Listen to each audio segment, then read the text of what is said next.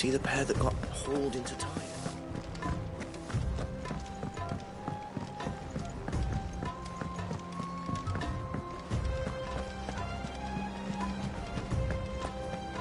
Did you see that? Tell me you saw that. What do you make of them skies, then? Otto, how fares the realm? The realm? Oh, she's just fine. As long as you look past the fat storms out mother crystals and her skies are a roiling cesspit. And Gav? He's with your uncle in the Free Cities, helping Mid with her project. Sent an owl their way the moment the winds turned foul. Still waiting on a reply, though. Do you have any good news? Well, that depends on your definition of good. All right, fine. What do you suggest we do? Oh, no, I'm just the messenger. I leave the scheming to those more suited to the task. Could be that Lady Vivian and Old Tomes have their own thoughts on the current state of things. Could be that they don't. It certainly can't hurt to ask. I suppose not.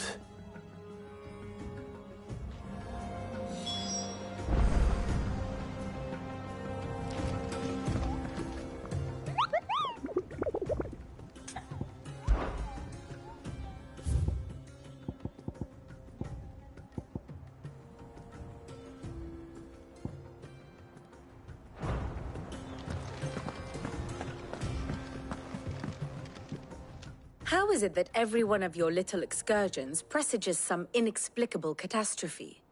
Not that you are to blame for the Dominion's fate. No one could have predicted the actions of the Crown Prince. I'm sorry I couldn't save your home. My countrymen are stronger than you think. A few toppled clock towers won't break their spirits. They'll be back on their feet in no time. I hope so. Look at us. Bluer than a pair of bog crabs. Tempting though it may be, sulking will not help us find a solution to this mess. You believe there's one to be found? I don't know. But I am certain we're more likely to find it if we first examine the facts.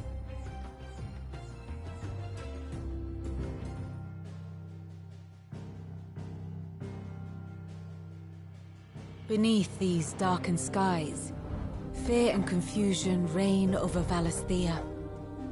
Oh, the lands around the fallen Mother Crystals had already begun to wilt for want of ether. But not like this. Crystals that filled wells and fueled furnaces, now nothing but pretty shards of rock. And those that hang from the people's necks cast nary a glimmer of light to keep the dark at bay. It is only a matter of time before the common folk convince themselves that the end of days is upon us. Yet I fear a swift end is more than we can hope for. While most of the world thirsts for ether, the remainder drowns in it, spawning Akashic in droves. And amidst the hordes of mindless beasts, with magics as like to fail as function, even the strongest nation would falter. Rosaria and the Iron Kingdom teeter on the brink of collapse, while the tragedy in Twinside has all but paralyzed the Holy Empire. Dalmekia fares little better. Rumor has it the ministers fled the capital after the fall of Drake's Fang, leaving their beloved republic to crumble. Waloed, meanwhile, moves in earnest. The Einherjar has been sighted off-storm. The world, in short, is in chaos. It would seem our civilization was nothing but a castle of sand, to be washed away at the whim of the waves.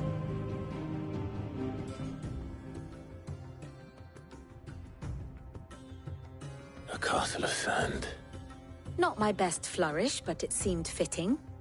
The reports I've received are considerably more blunt in their appraisal. Without the protection of their nations, it will fall to the people to defend themselves against those who would take what is theirs. Which is only ever going to end one way. Defending a farmhouse against a band of chocobo thieves is one thing. But pitchforks and palisades will do little to stall an army's advance. Should the King of Wulu deign to invade, there would be none to stop him. None but us.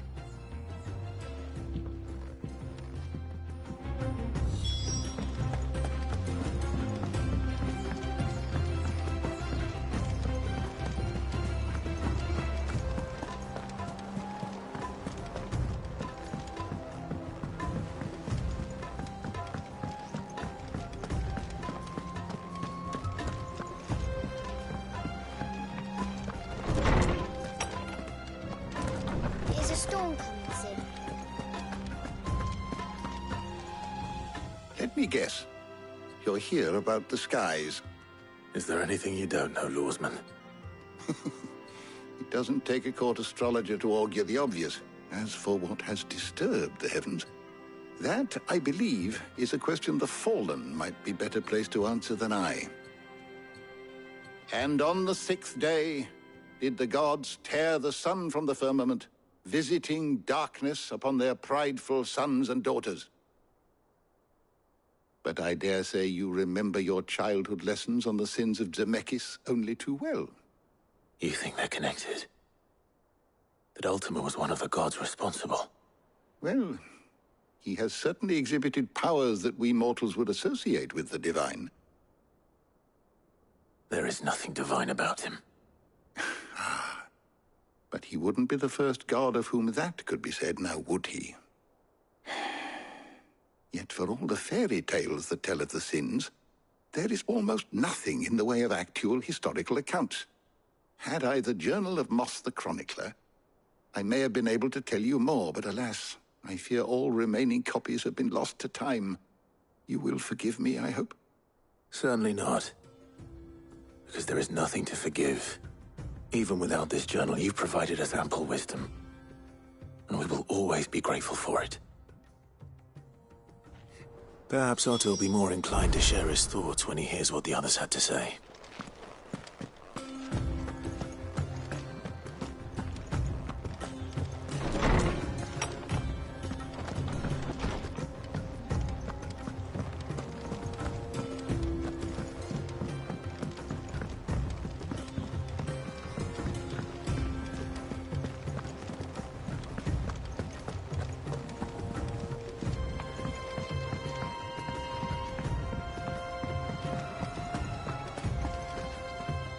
Clive, we have a problem. Only one.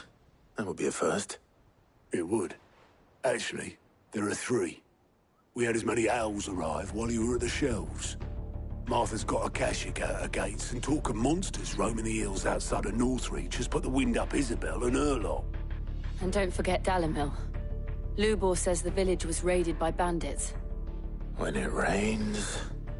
It fucking pours. The curse breakers are spread thin, taking stock of the damage in the Dominion. And even if I could get word to all of them, I doubt they'd get here in time to make any real difference.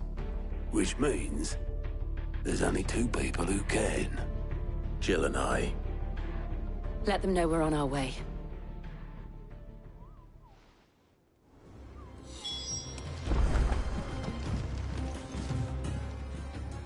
Fancy a look at the list, do you? Quick look.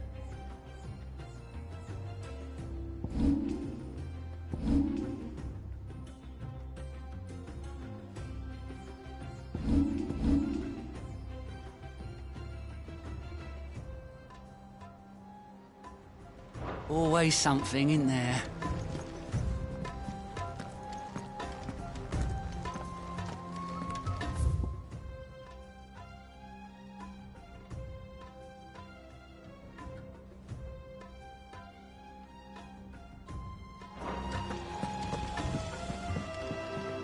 Clive.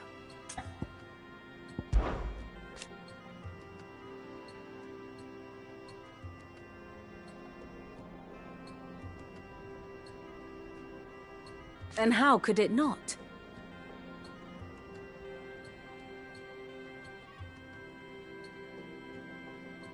But are we any better?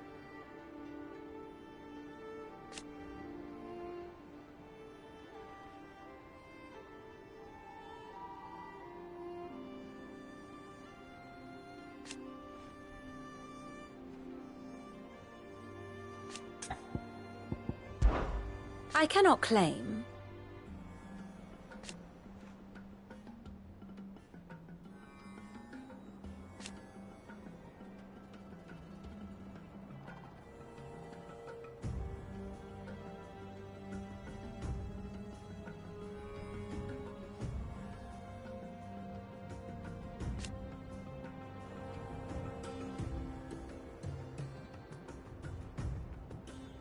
Such are the wages.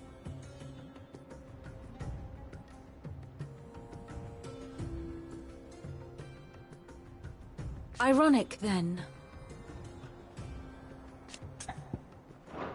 Should I learn Autel?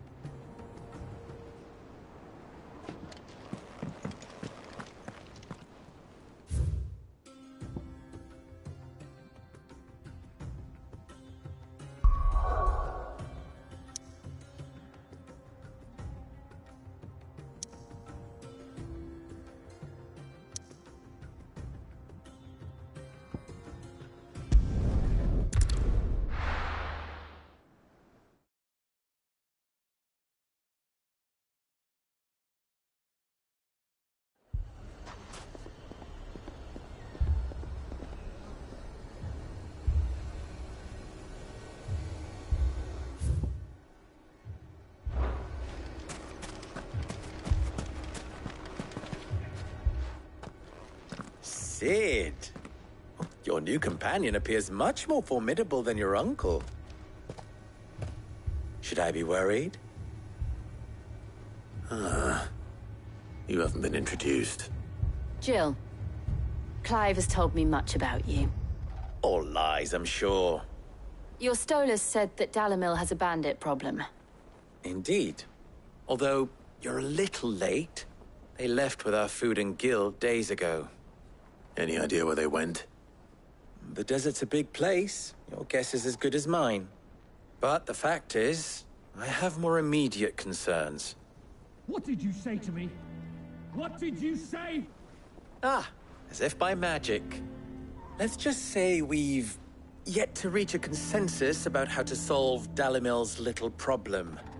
And at this rate, it won't be the actions of the bandits which prove to be our undoing. It will be our own.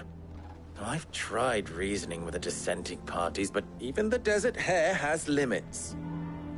Perhaps we could talk to them. What makes you think they'll listen to us? What makes you think they won't? She makes a fair point, Sid. And you won't have wasted much of your precious time if you fail. They're just across the courtyard.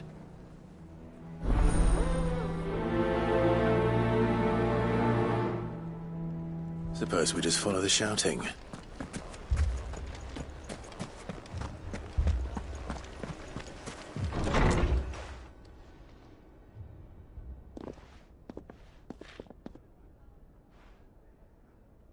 You wouldn't talk like that if it had been your men whose throats were slit.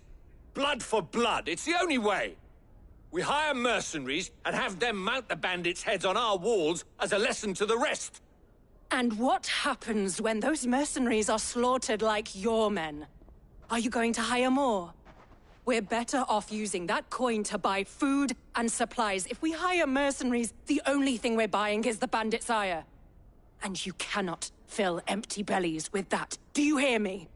But what happens when they come back? Maybe it'll be your throat that's slit. That's enough. Both of you. Any more of this and I'll throw you out myself. Come back when you're ready to talk like adults.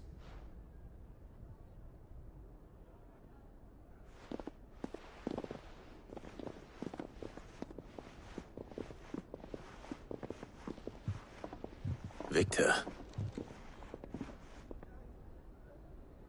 What's he doing here? Sid. And Lady Jill. What brings you here? I was about to ask you the same thing.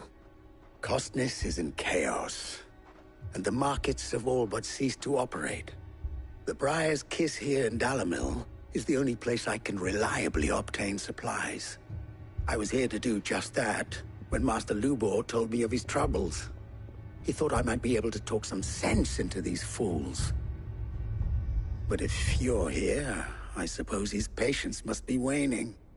Who are those people? Those were the thorns in Lubor's side. And the reason this place might be headed the same way as Costner's. It's these accursed skies. The darkness is enough to drive a man to madness. Or an entire city, for that matter. We're still working on the skies. But in the meantime, perhaps we can find a solution to Dalimil's problems. I hope so. For all our sakes.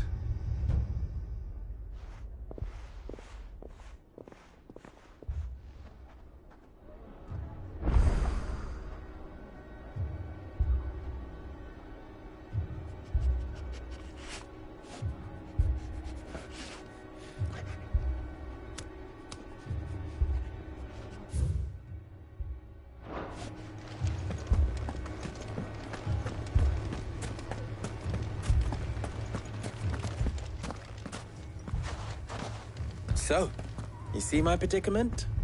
What I saw was a room full of people who were angry and afraid. And with good reason by the sound of it. But if left to smolder, that anger and fear could set the entire town alight. My thoughts exactly. What to do? Both sides wish to protect their homes and livelihoods, if only they could agree on how. But as long as they are divided, we are vulnerable. And if there's one thing bandits like, it's an easy target. What would Sid the Outlaw suggest? Well, if it were my namesake, he'd let them choose for themselves, and be on hand to pick up the pieces when it all went wrong. That sounds like a recipe for disaster. A recipe for disaster is precisely what it is. But perhaps that realization would be enough to make them question the ingredients. While it's plain neither Conrad nor Natalie will countenance the other's proposal, it may still be possible to make them doubt their own. Before presenting them with a third option. And that would be? To pool our resources and save the city ourselves. Why fight each other? When all that fear and anger can be directed at the bandits. It appears we have a plan of action. Victor, pay Conrad a visit. See if you can't convince him of his folly. I'll speak with Natalie. As you wish. Your faces are not well known in this town. That may prove useful. Don't worry, Victor and I will do most of the talking. You need only play along. Play along? What he means to say is yes.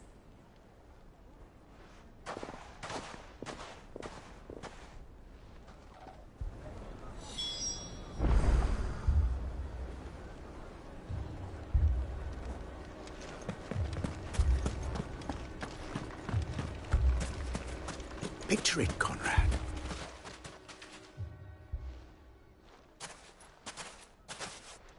Ah, here she is. The Lady of the Spear herself. Conrad, may I introduce you to Jane, commander of the Red Wings, the oldest mercenary guild in the Free Cities. A pleasure, my lady. The pleasure is all mine. As I told you, I summoned the commander here from Canver to inquire about a contract. Victor says you told him no. That there aren't any men left to hire. Is that true? True as the crystals cracked. Nobles came and claimed every last one worth his salt. And not just from us Red Wings. You know of the 7 high houses. There must be 2 swords assigned each one. Granted, we have a few boys left. If it's boys you're looking for. Well, Conrad, are you saying that Dalimil's finest cannot defend this town better than a gaggle of unblooded striplings? That a band of beardless youths could better avenge the deaths of your brave men than you yourselves? Absolutely not. We'll show those bastards who they're dealing with.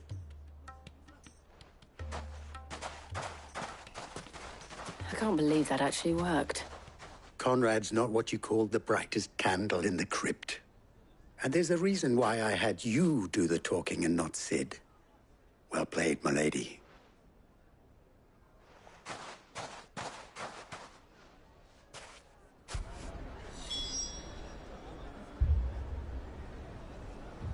Then let us band together and show these brutes that Dalimil is not...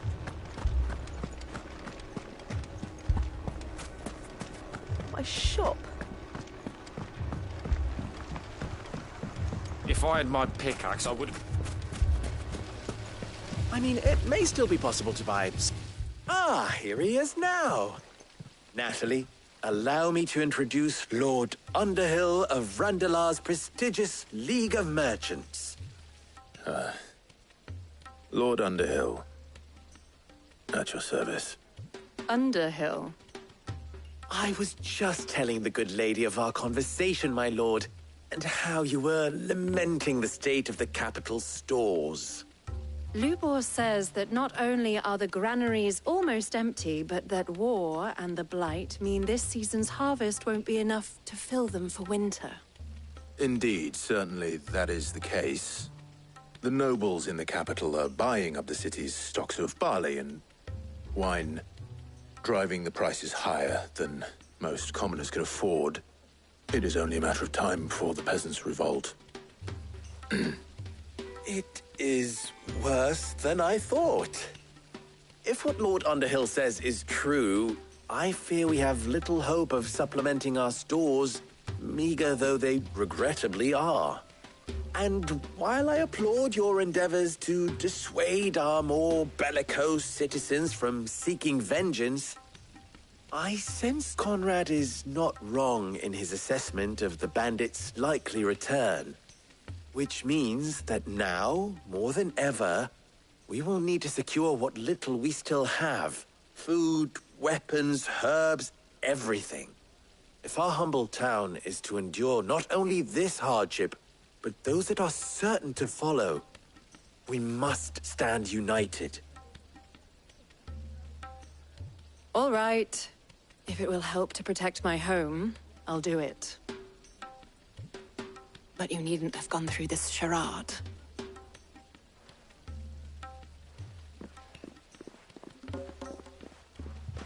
Thank you, Clive. Your performance was nothing if not workmanlike. She saw right through it. I didn't say it was good, merely that it produced the desired effect. Now, my scouts should be returning shortly. Meet me back at the Briar's Kiss, and we shall see what we face.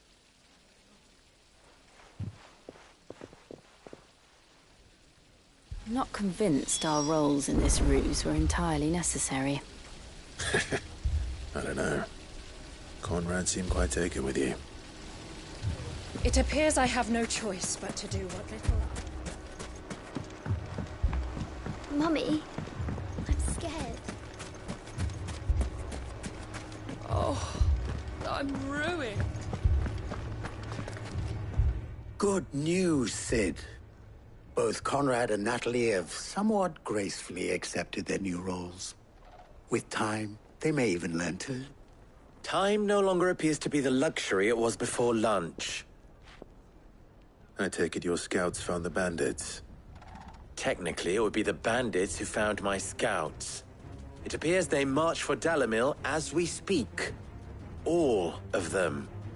You're not serious. They don't just want food, they want the whole damn town.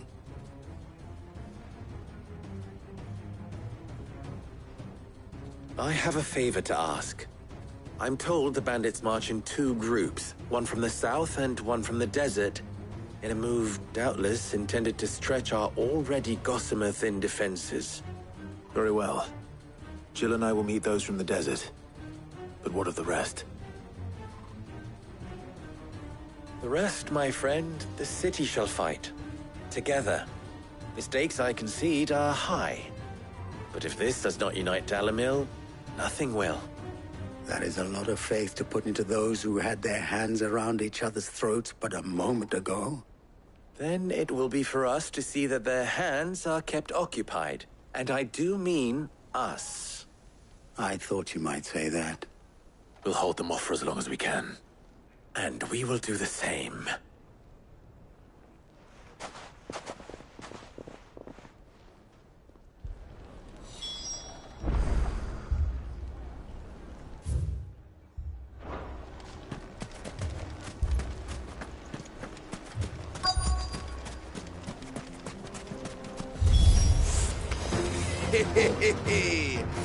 No women folk have come to welcome us. I'll take that one. He's all yours.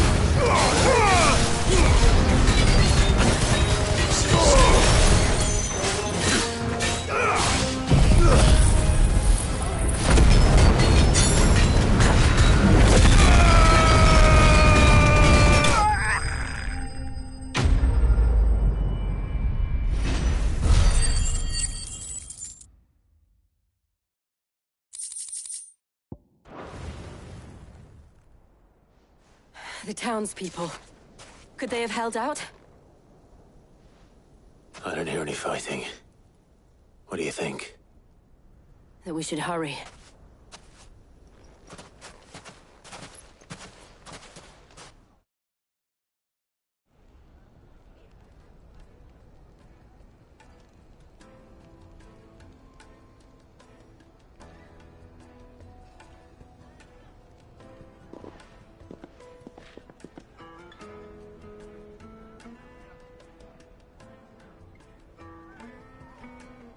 Natalie, I owe you an apology. You did well out there. The inn would have been lost had you not held the line. Without you, there would have been no line to hold. You saved us, Conrad. You saved Dalimil. We all saved Dalimil.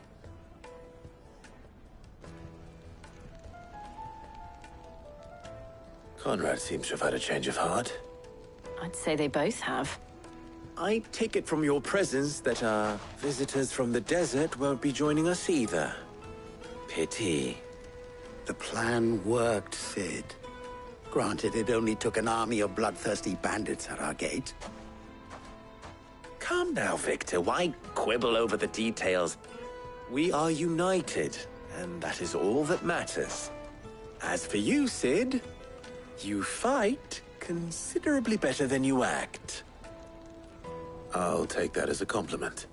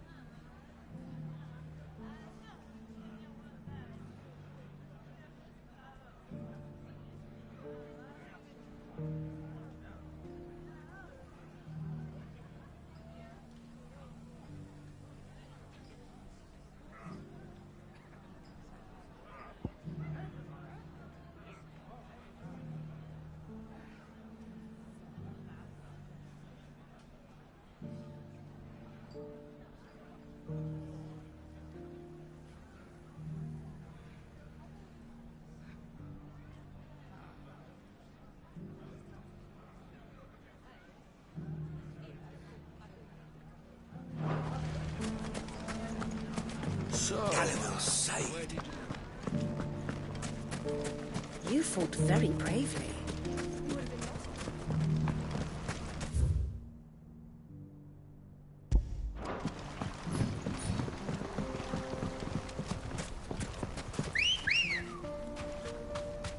Let's go.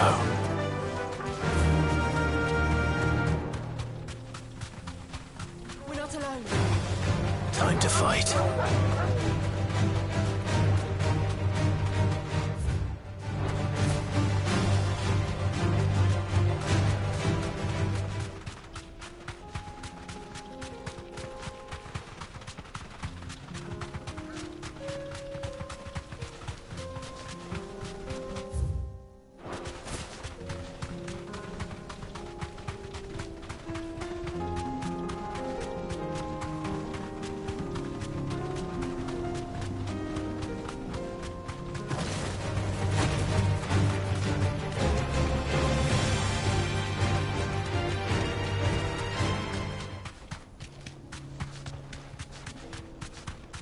Careful.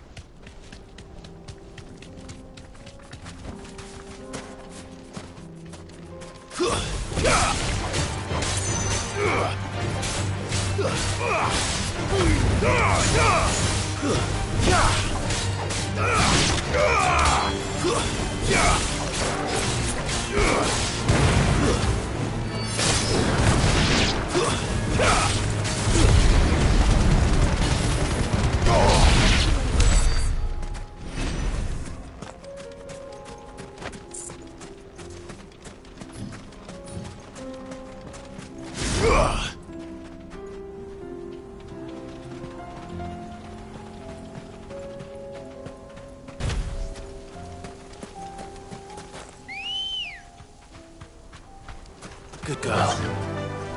Fly, Ambrosia.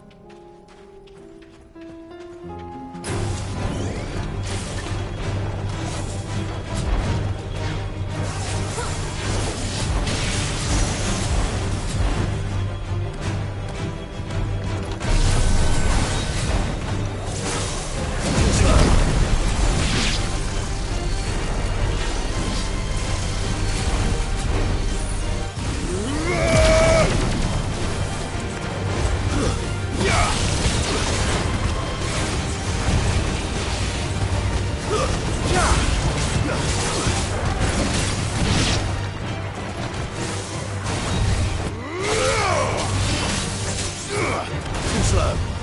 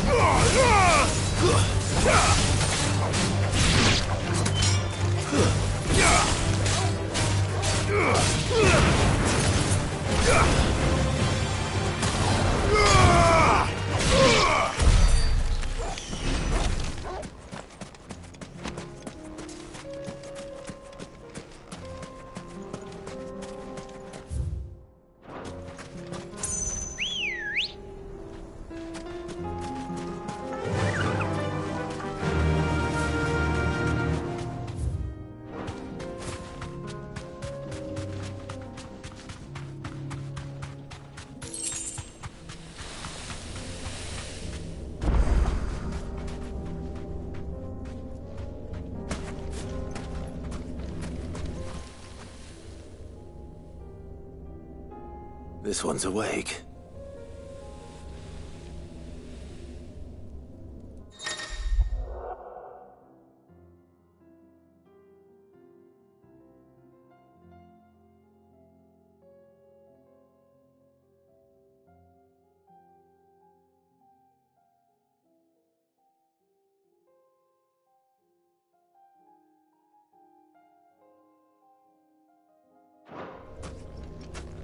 Let's see what's inside.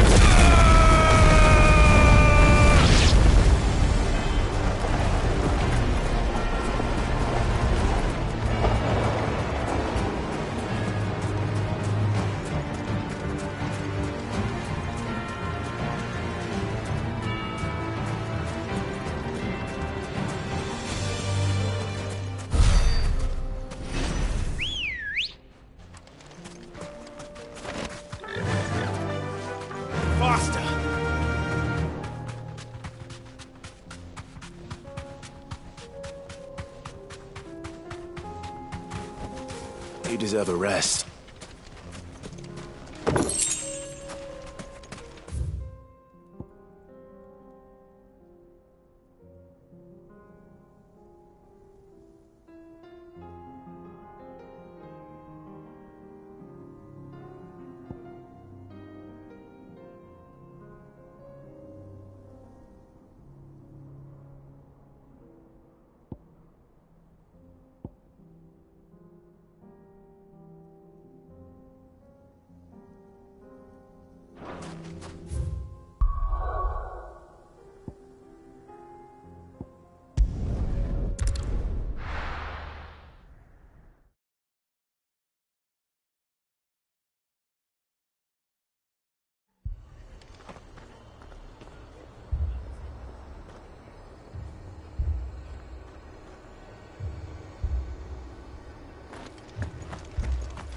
This man's gonna die if we don't get him to a healer.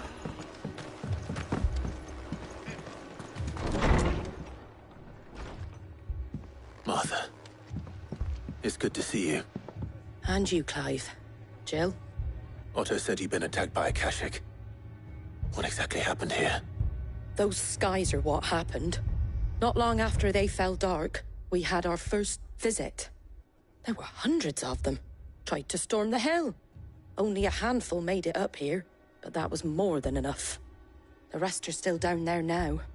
And while we have a few willing fighters holding them back, they're sorely outnumbered. What do you think, Clive? That we join the fight? I thought you'd never offer. Now, where I need you is the Fallen Gate. That's where the fighting is fiercest. Let the men know you've come to help. Something tells me they'll be pleased to see you. We're on our way.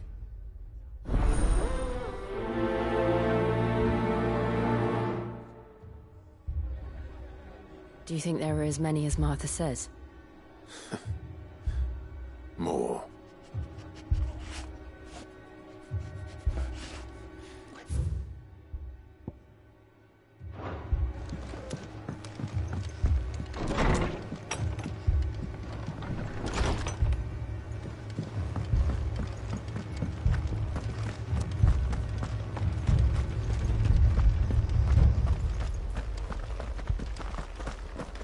You don't think they've abandoned us, do you?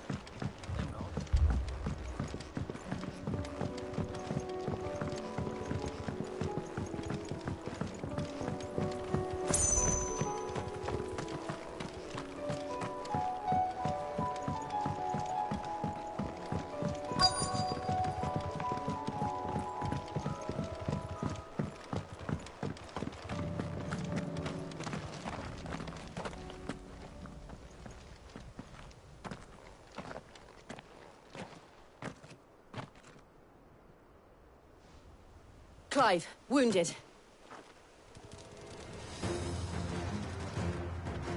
We deal with the Akashic first.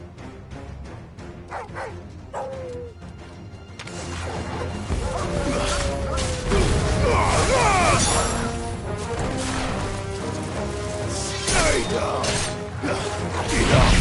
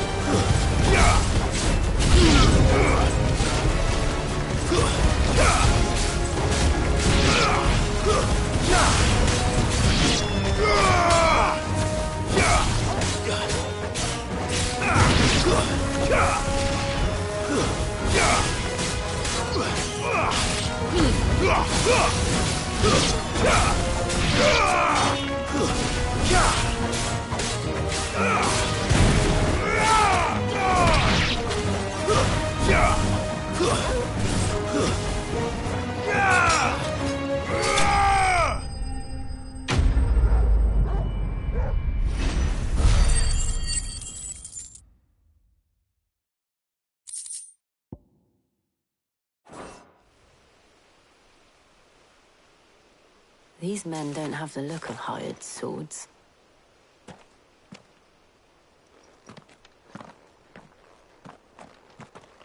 If you've come to rob this place, You are mistaken, my Lord Rosfield. We're here by Madame Martha's leave. how do you know my name? Forgive me, my lord. There wasn't time for introductions. We're with the Guardians of the Flame. Wade's men? But how did you come to be here? Where is your commander? Sir Wade left earlier with a scouting party to find out where the Akashic were coming from. Did he? Take your wounded back to the inn. Martha will see you're looked after. We'll join you anon.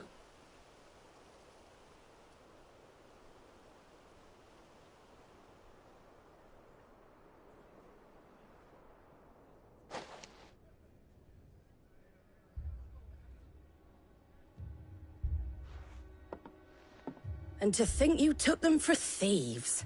A fine reward for holding off the horde, that is. When did Wade and his men arrive? Not long after Rosalith fell.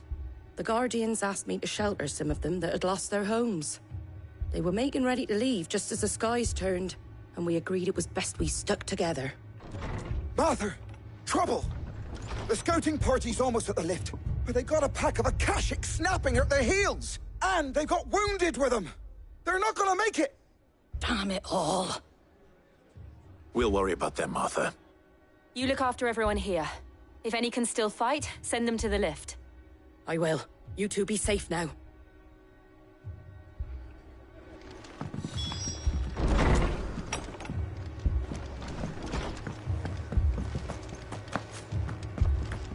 My brothers. Mad dogs. The law.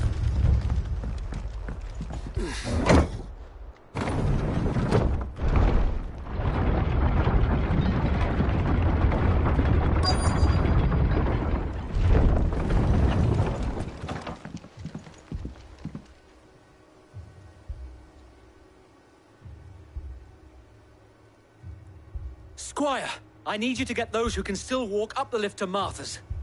But what about... I didn't ask, Oscar. Sir. Sir Wade. Lord Rosfield. If you aren't a sight for sore eyes. Martha seemed to think you might need some help. And by the looks of it... We thought we could sneak by them. But we didn't know there would be so many. How could we have? Behind you!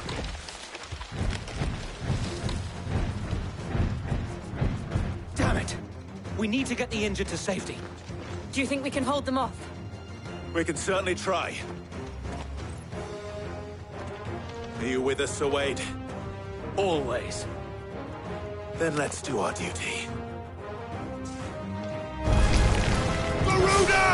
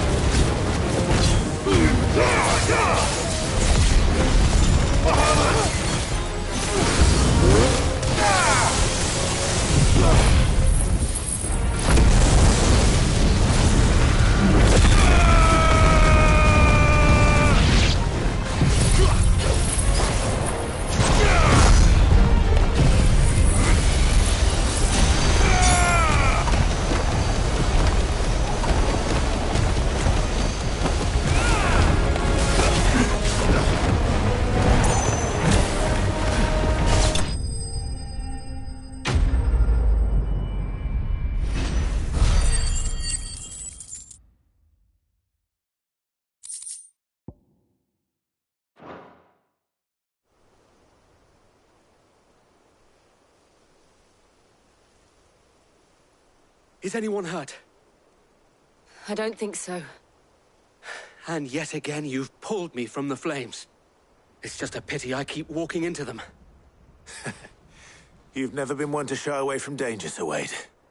Like any shield worthy of the name. I see you're all in one piece. Martha! Is something wrong? The lookout saw smoke coming from down Eastpool way. Too thick to be a hearth. A second horde. Feel like finishing the job. Always. Jill and I will make for Eastpool. You'll need to move the injured without us. Don't you worry about them. The moment my men are safe, I'll follow. Good luck.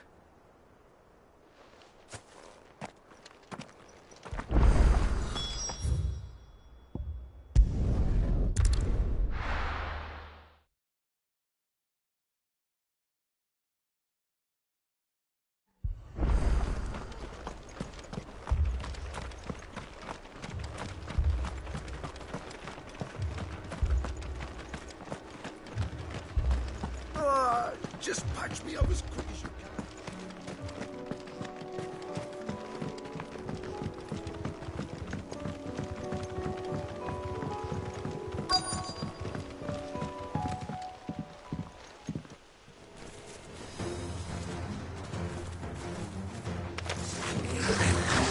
They're headed for the rest.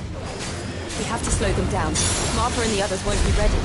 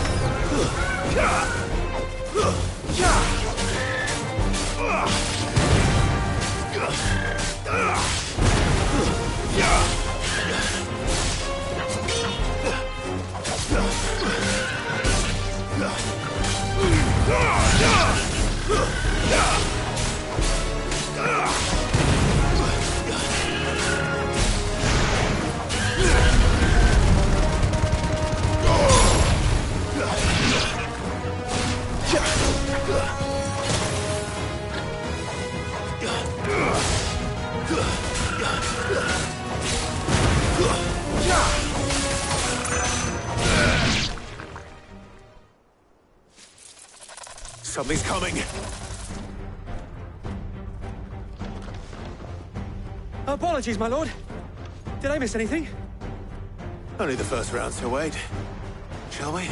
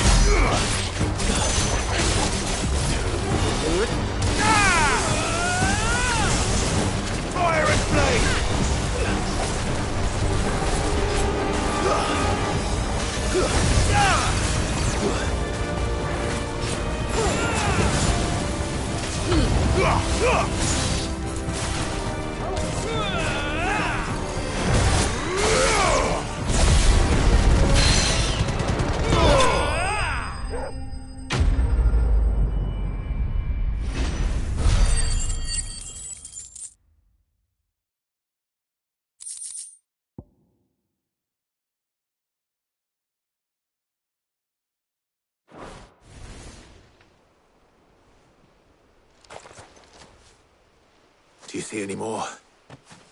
No. I think that was the last of them. But it won't be long before the next lot arrive. Then we make for Martha's while we can.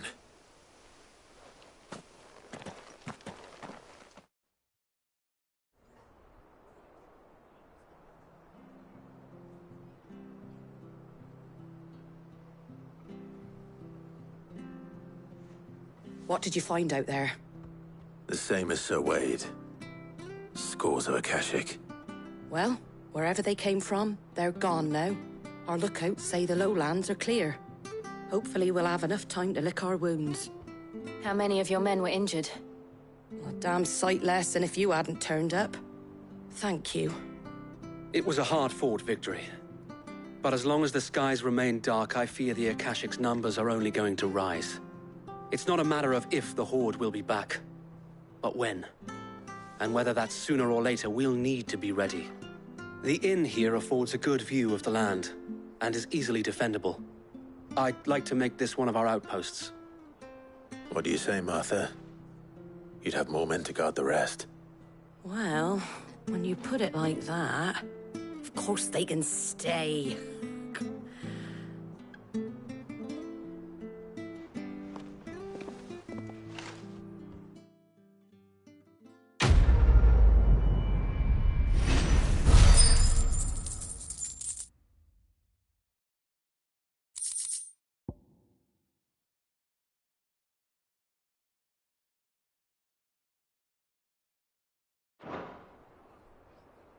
My lord, there's someone I'd like you to meet.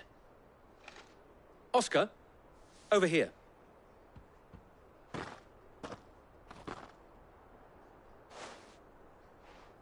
It is an honor to make your acquaintance, Lord Rossfield. I am Oscar.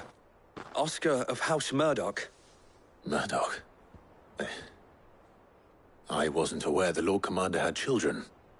Oh, he didn't. But his brother, my father, did. I am Sir Rodney's nephew. Well, go on, then. It's not for me to ask him. Yes, Sir Wade.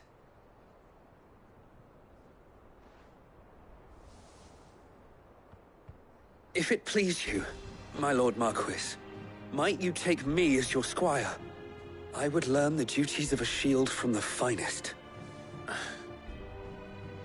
I'm sorry to disappoint you, Oscar, but I'm a shield no longer. Nor was I ever the finest. And spending time in the company of an outlaw hardly seems a fitting education for one aspiring to take his oaths. My Aunt Hannah once told me that a man is not defined by his title, but what he does in its name.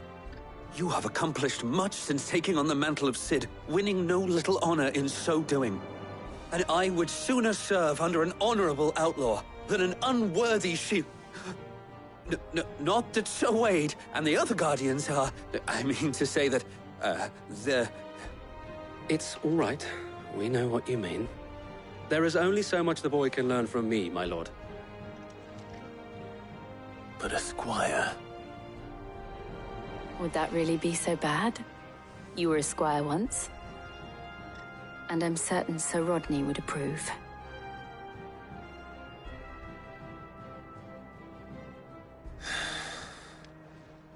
Know that I'll show you as much leniency as your uncle showed me. I would not have it any other way.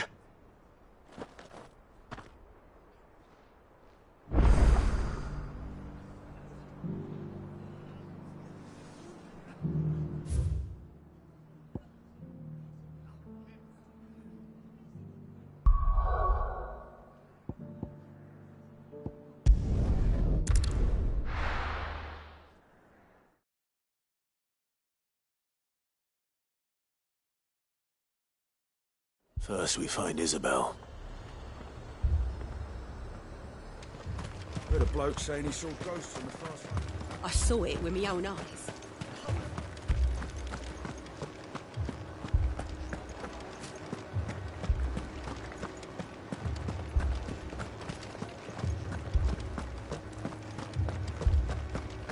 I can't do it.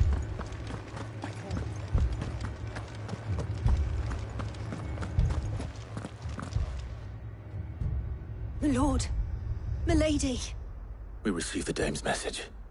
There have been sightings of strange creatures, I understand. With the blue eyes. Yes. Like a Kashik, but different. They've taken so many. I've lost count. Akashic, but different. Ultimus thralls. And what of your mistress? Is she here? Oh, no.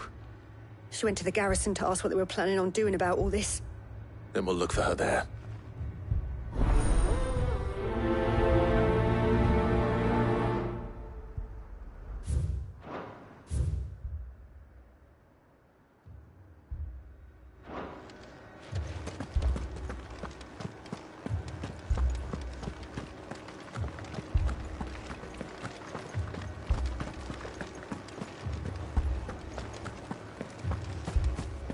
Four left for more on the captain's orders.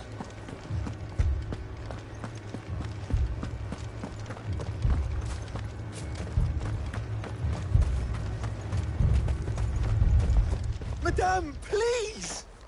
Half the garrison's been slaughtered by those things. We lost the captain this very morning. We've tried requesting reinforcements, but there's been no word from the capital or the Dominion in days! What more would you have us do? I would have you do your duty. Those at the Vale look to me for protection. And protect them I shall. Because they are my charges, and that is my duty. In case you have forgotten, the people of this town are your charges. But more than that, they are your people. Your sisters, your brothers, your lovers. So you have a choice. Lay down your sword and watch as they are slaughtered, or take it up and do what is right. She speaks the truth, you know. This here, it's all we have. It's all that's left. What we have left is our lives!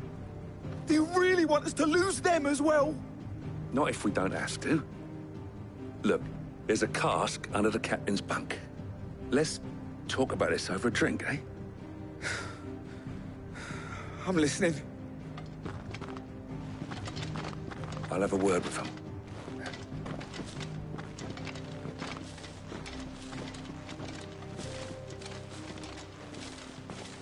Ah, Clive. I didn't expect help to arrive so quickly. And sought to take matters into my own hands. It was a noble effort. But I thought you might still need some support. I'd like you to consider my needs. What we need to consider is where the creatures came from. The way the survivors speak of them, one would think they appeared out of thin air. And perhaps they did. It's hard to know what to believe these days. We'll talk to the survivors.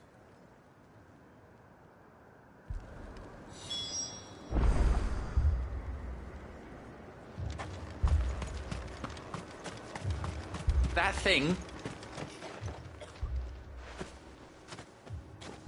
Did you see the creatures that attacked you? Creatures? Yeah, They came out of nowhere. They went for Joseph first, then me, and then they were just gone. Do you remember where you were? On the road from Oriflamme. We just passed Moor when... Where's my Joseph? It's all right. Just rest now.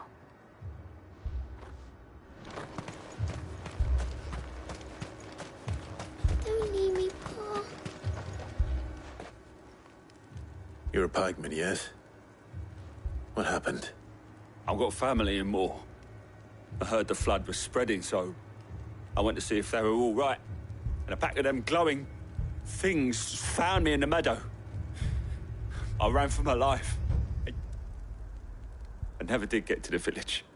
Leave that to us. At least we have an idea of where the thralls might be now. We should head...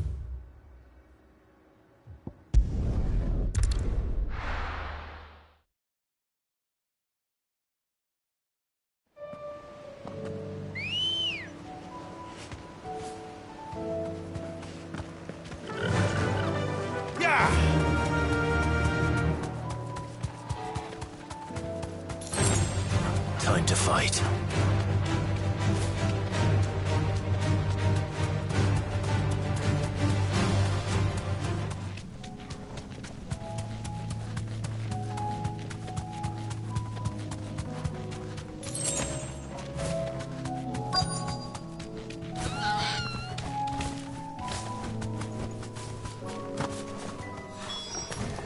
Clive, look!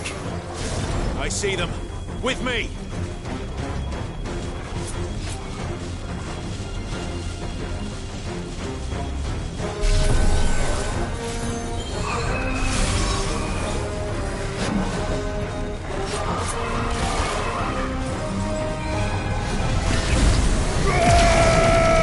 Fire and flame!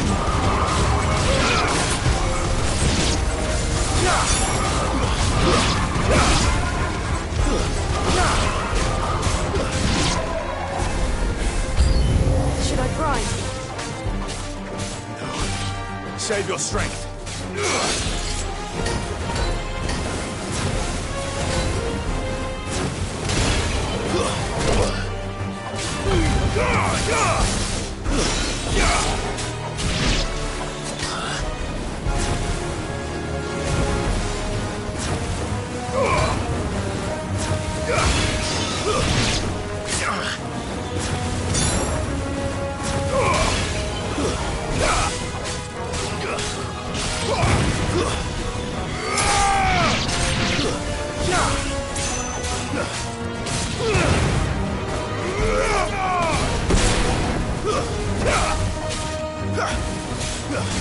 It's over.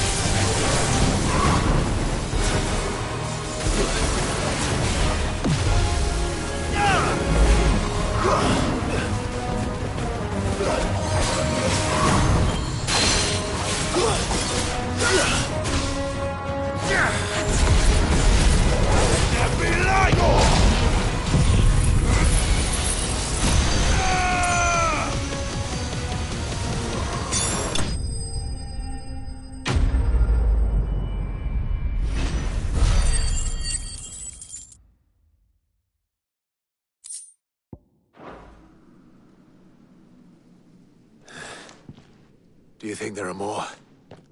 There are always more. But I'd say we've done what we can for the time being. Then we should let Isabel know.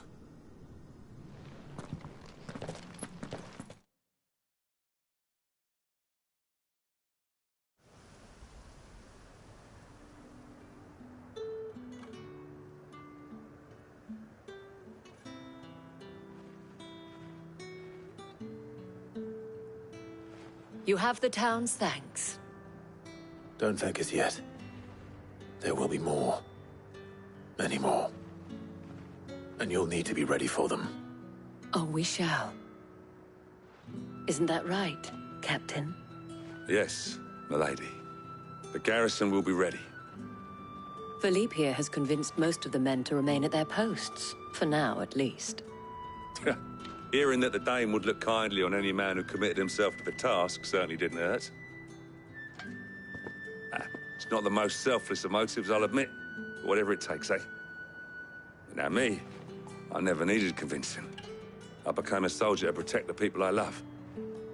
And the people I love include the one standing before me. Handsome and chivalrous. Now, if you don't mind, I have sentries to post. Milady.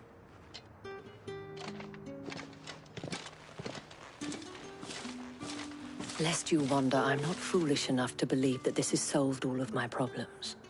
But it has solved one, and that's one fewer than I had this morning. Thank you again, Clive.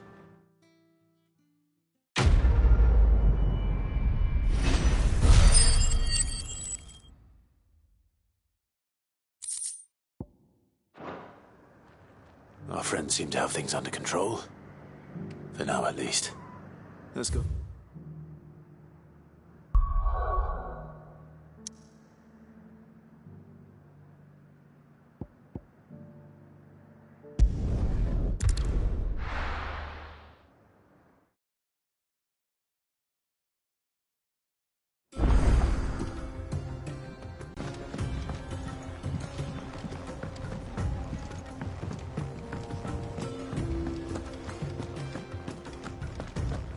See the pair that got hauled into time?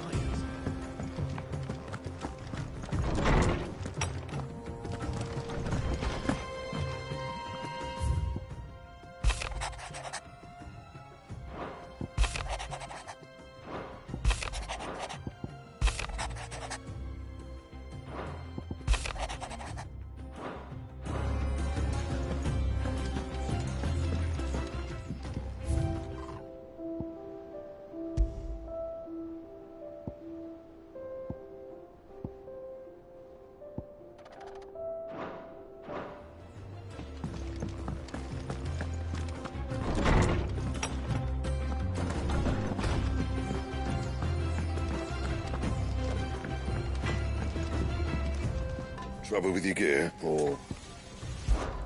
So, what'll it be?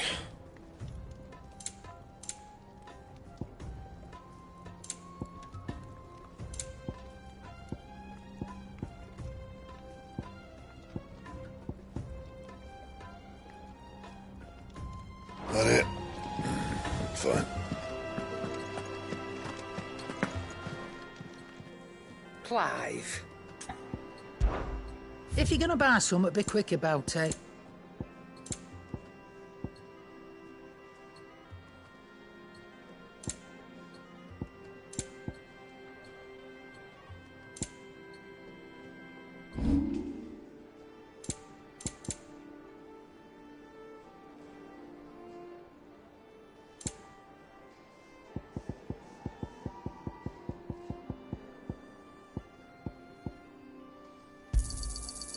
I reckon I can find a buyer.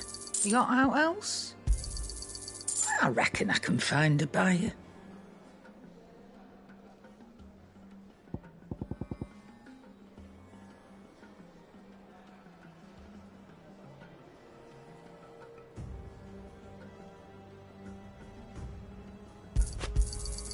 I'll be thankful you got that much.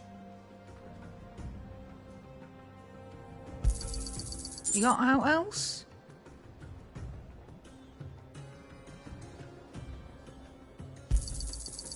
I reckon I can find a buyer.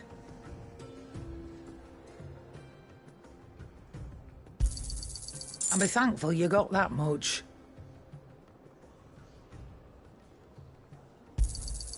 You got out else? Come again. Or don't. I'm not much bothered either way.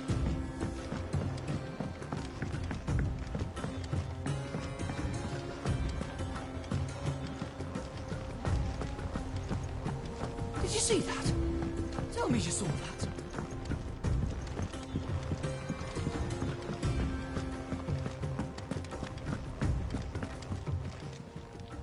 Welcome to the Patron's Whisper. Your benefactors are a generous lot. All yours.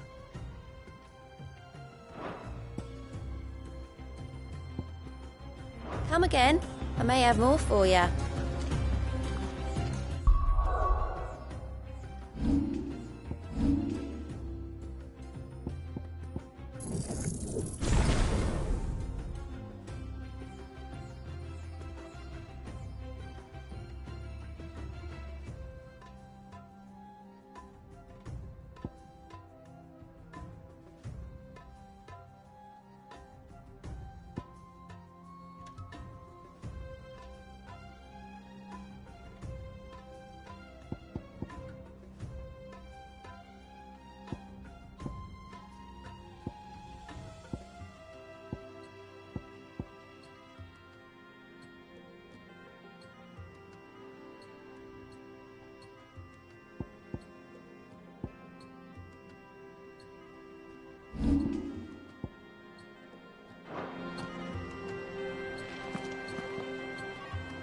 Was wondering when you turn up. Had owls from all our friends thanking you for your timely intervention. How is it you always manage to arrive at just the right moment? Luck, I suppose. Any word on the rest of the realm? Let's see. Storm's still crying out for mother crystals. The nations are still in chaos. And the skies are still the colour of a kick in the kidneys 2 days on. So... Right. Clive, we knew this was going to happen. Well, not the bleeding skies part, but you take my point. Now's not the time to second-guess yourself. Now's the time to visit the infirmary. Talia says your brother's awake. Thank you, Otto.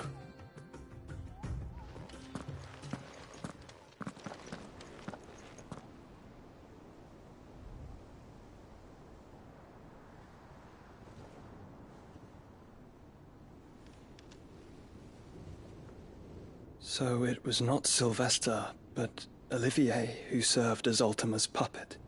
And when Dion learned of this, he sought to slay the fiend.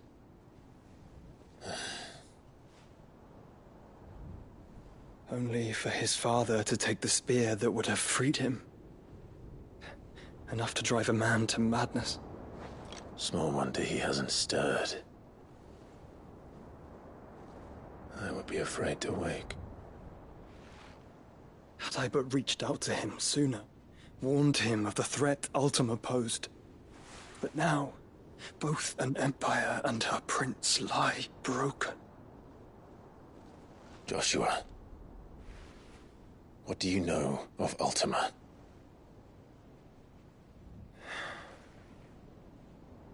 Very little, I'm afraid.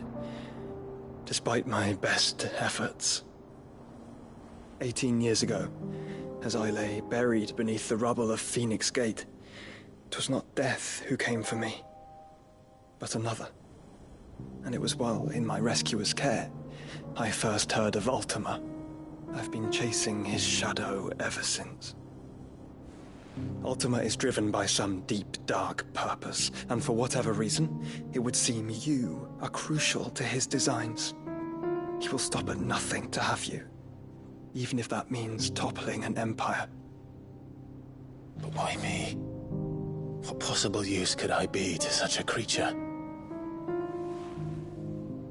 That is one of many answers that have eluded me. Yet, I am certain of this. It is not mere chance. You were chosen for a reason.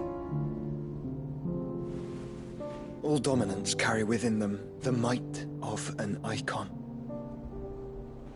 Nigh limitless power that is at once acutely limited. I wield fire, and only fire. And I only ice. 8 wardens for 8 elements. But you, Clive. You are different. You're special. Your abilities begin with the flames of Ifrit.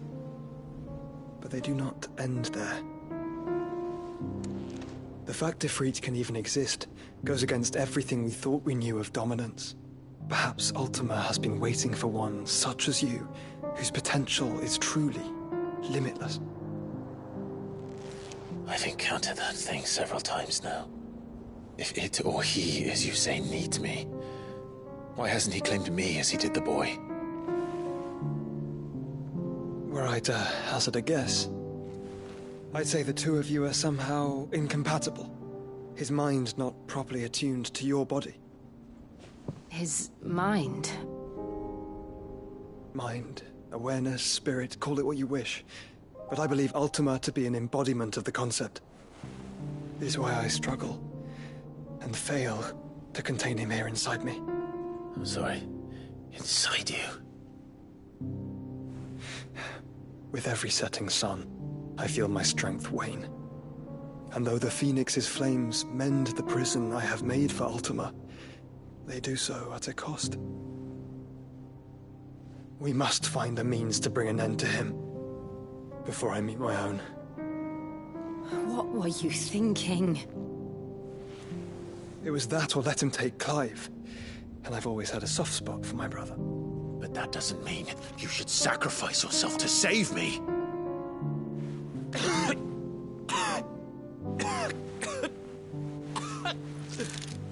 Joshua. Clive, it's Gav. There's an army of Akashic at the gates of Canver.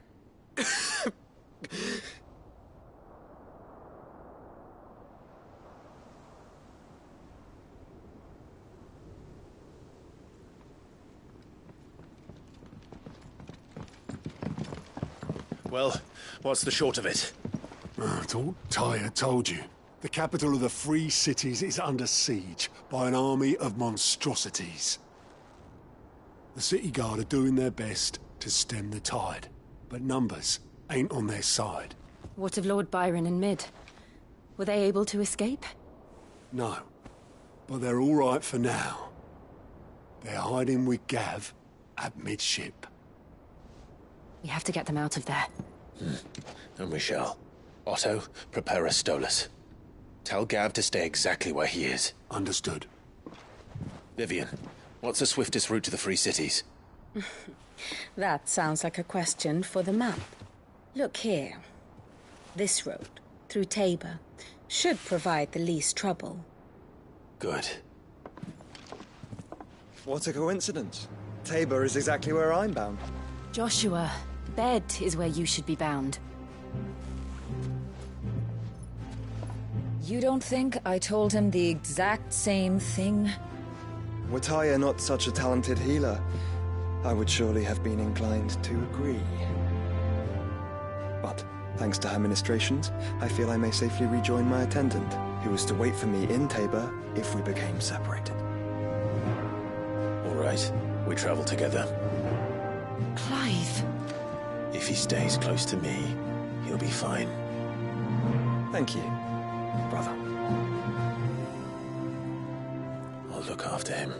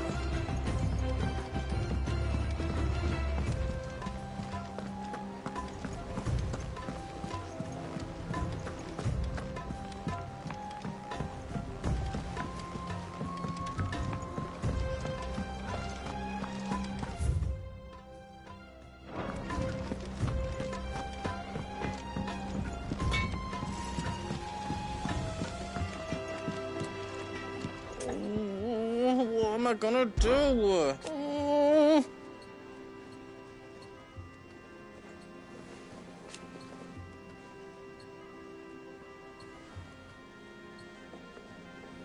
But no more.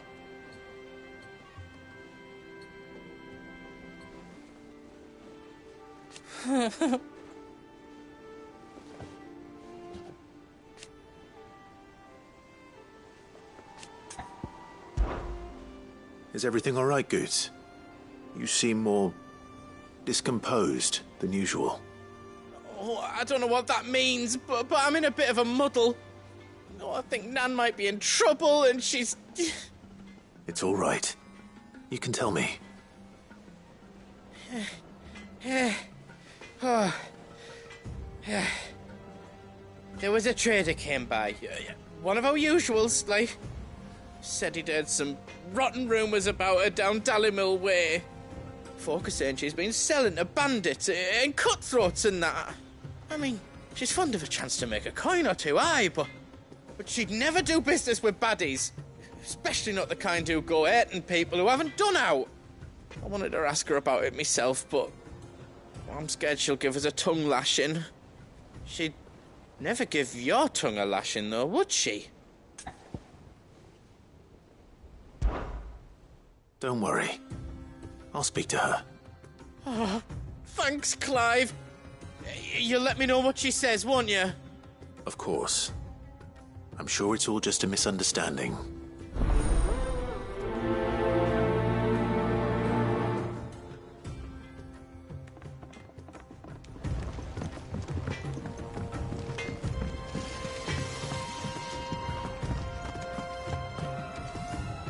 Lady Karen. How's business? Not nearly as foul as the weather. You're doing good trade, then? Both in and out of the hideaway? Can't complain. Wait. What exactly are you getting at?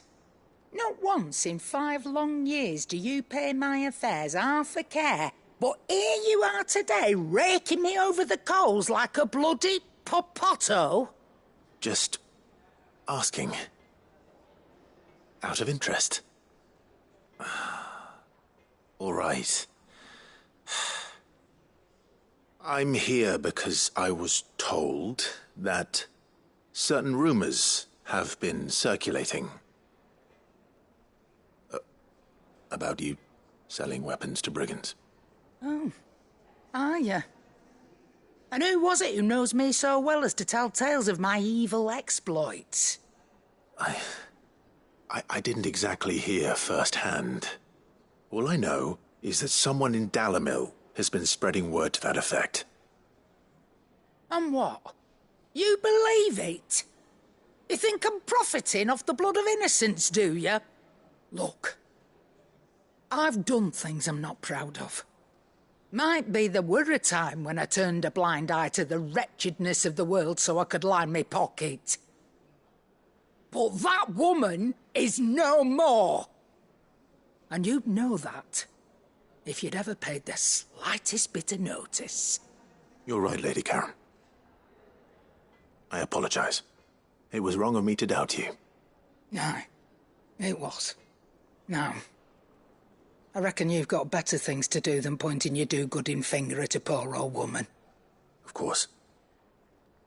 Good day.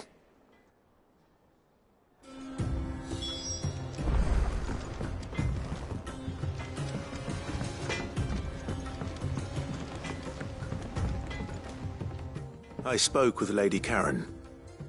What did she say?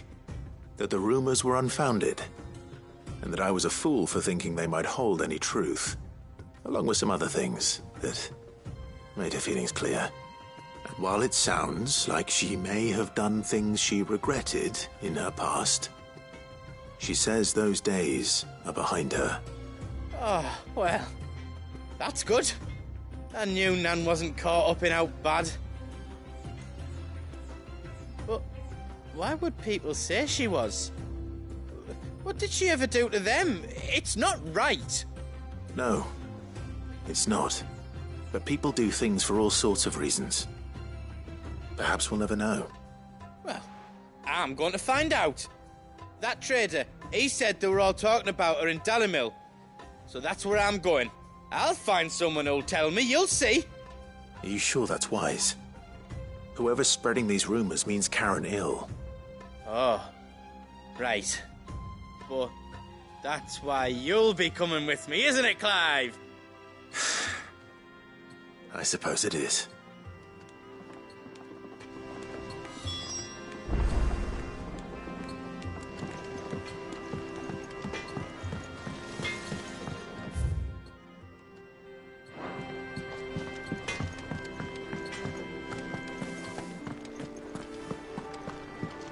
Seems the hideaway is blasted book.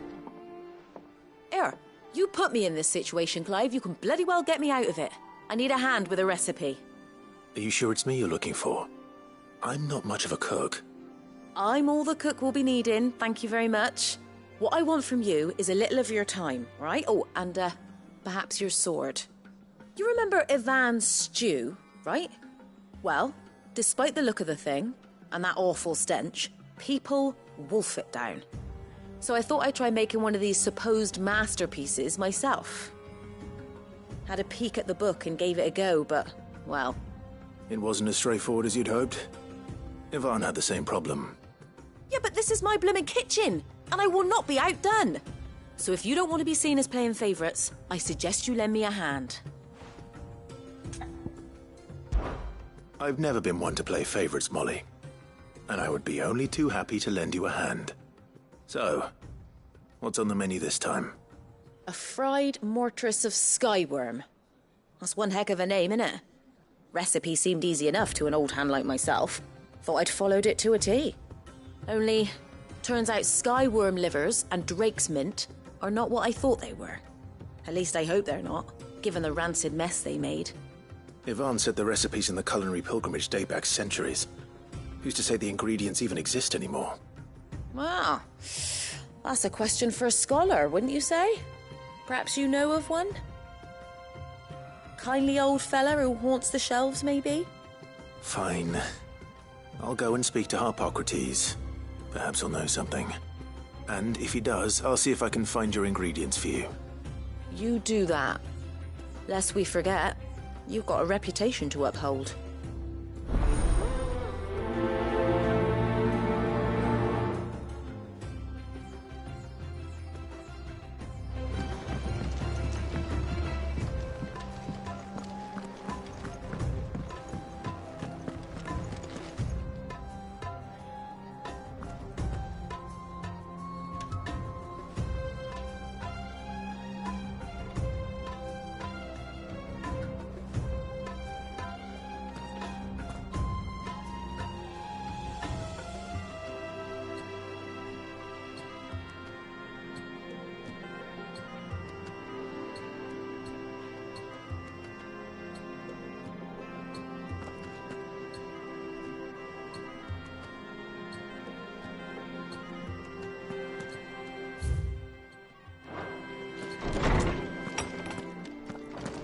Is a storm coming, Sid? Would it? Sid, perhaps you can help me solve a mystery. I can certainly try. Who's gone missing this time? It's not who, but what. Mid's scales, the ones she made for her workshop. I borrowed them to teach the little ones about weight, and shortly after the lesson, well, they vanished. My first thought was that they'd taken them off somewhere to play, but when I asked, they swore they had nothing to do with their having disappeared. Which almost certainly means they had everything to do with it.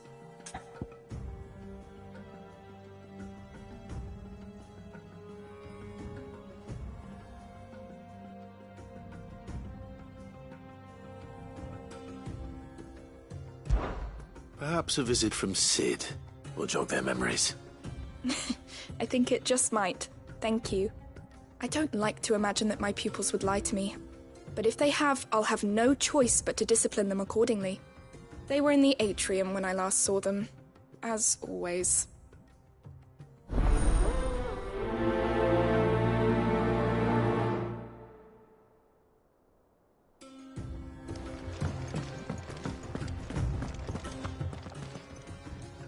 Lawsman Harpocrates. I've come to pick your brain if you don't mind.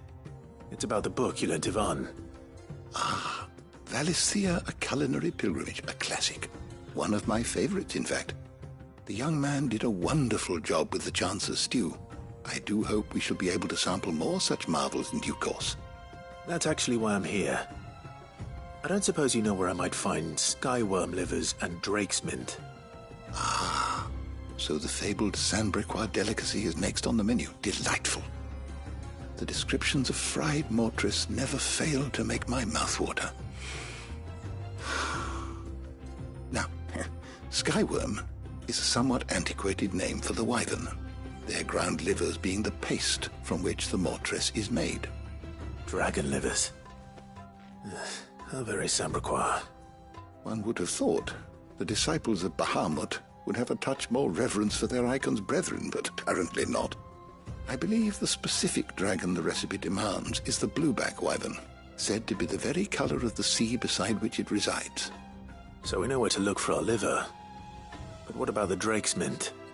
Saint's bonnet in contemporary parlance, a herb which grows along the North Reach coast. I gather that one can locate the cheerful yellow flowers by their heady scent alone, so I'm sure you'll have no trouble finding them. I may add that people once believed game was best served with the flora that sustained it in life, in which regard fried mortress of skyworm is undoubtedly a typical dish of the time. Meaning that if I find one, I find the other.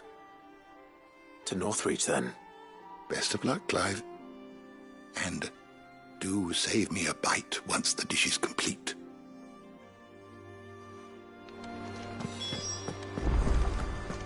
Is a storm coming, Sid?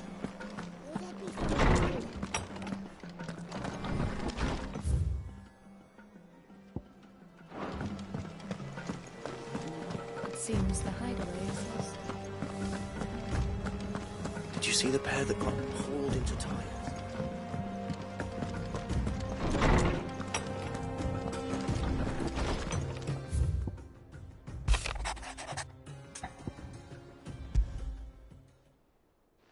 Rutherford.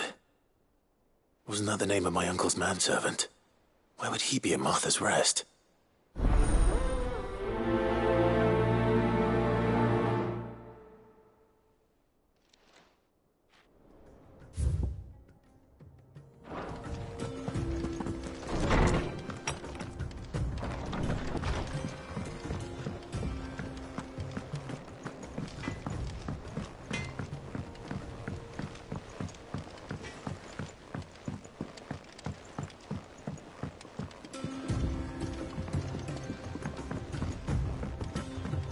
I heard the Emperor was impaled on his...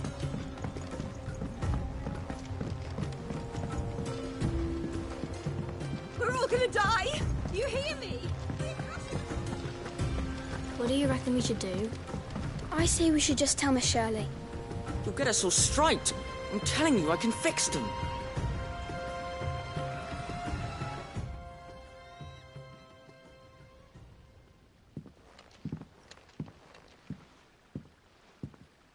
Sid!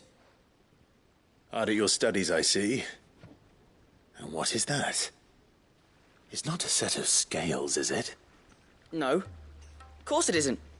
Well, not anymore, it's not. Oh! And just how long hasn't it been one? We're sorry. But we didn't break them. We dismembered them. Just like Miss Mididol showed us. Miss Mididol? And why would she have you dismembering her creations?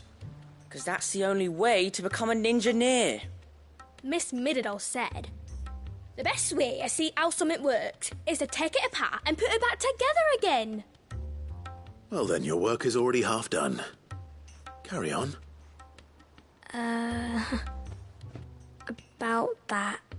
The taking apart was easy enough, but it's the putting back we can't work out. Speak for yourself. The heavy thing goes at the bottom. Then...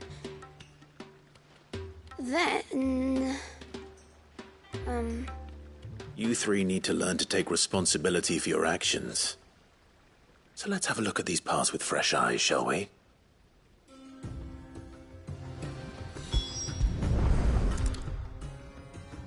All right. Everything here was once part of Miss Mididol's scales. Every piece has its own role to play, and each is just as important as the others. If even one of them is missing, the scales won't work. So let's think about what those roles might be. You already know one of the pieces. The body. Its role is to support everything else. But what of the others?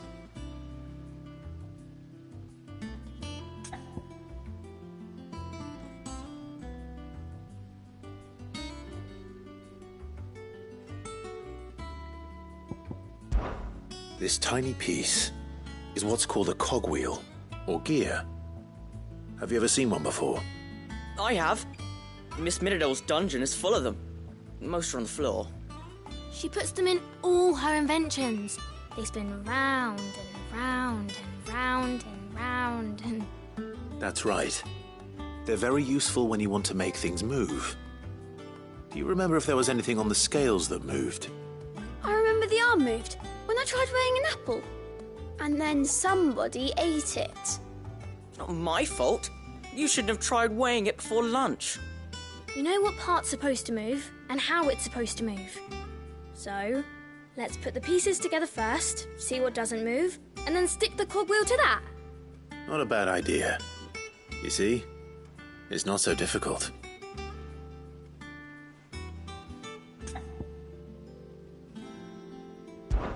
This is called the arm. Why do you suppose that is? It doesn't look much like an arm. You're right. It looks more like a wing. Like a chocobo wing! You've ridden a chocobo before, haven't you, Sid? Will you teach me to ride one day? I'll think about it. Now, what do arms do? Hold things.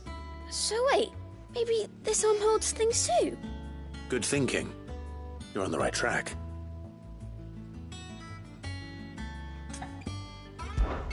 These round parts are called the pans. You all know what a pan is, don't you? I do. Molly uses them in the kitchens to fry bangers. But these aren't for frying bangers, you idiot. They're for weighing stuff. But what if I wanted to weigh Goots? I don't think he'd fit on that little thing. Probably not. What are the chains for? Holding the pans up? Well spotted. Which means something must hold the chains up in turn. So, now that we've taken stock of the parts and learned what they do, what do you think? I think we've got it. Then here's what we'll do. You tell me what goes where, and I'll put the scales together. Well, obviously you need to start with the body. All the other pieces fit onto it, don't they? And the arms go on the body, just like real arms. Or wings, if you're a chocobo. And then the arms hold the pans by the chains. Very good. Let's see if that works. There. All finished.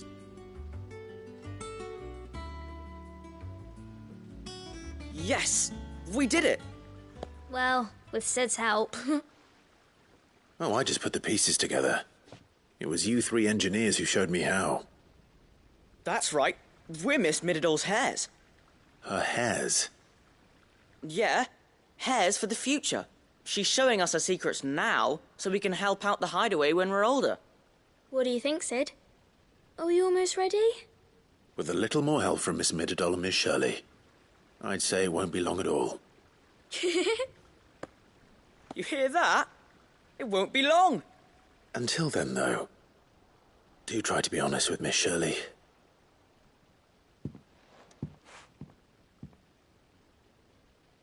Hey, look! We never used the cogwheel. You don't think Sid forgot about it, do you?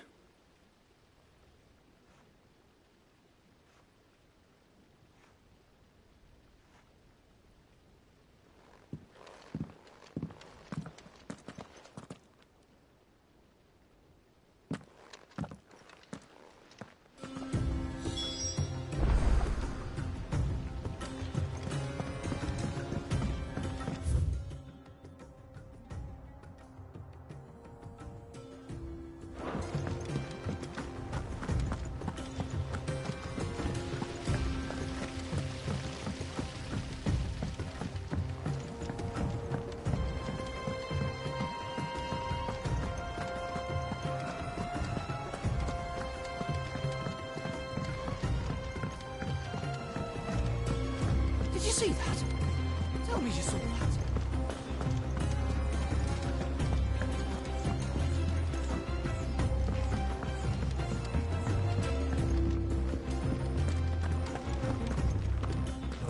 The battle cries of dread won't die. In ruin lies less.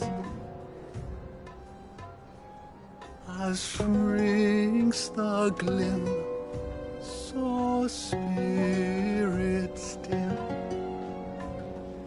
unanswered call or prayers.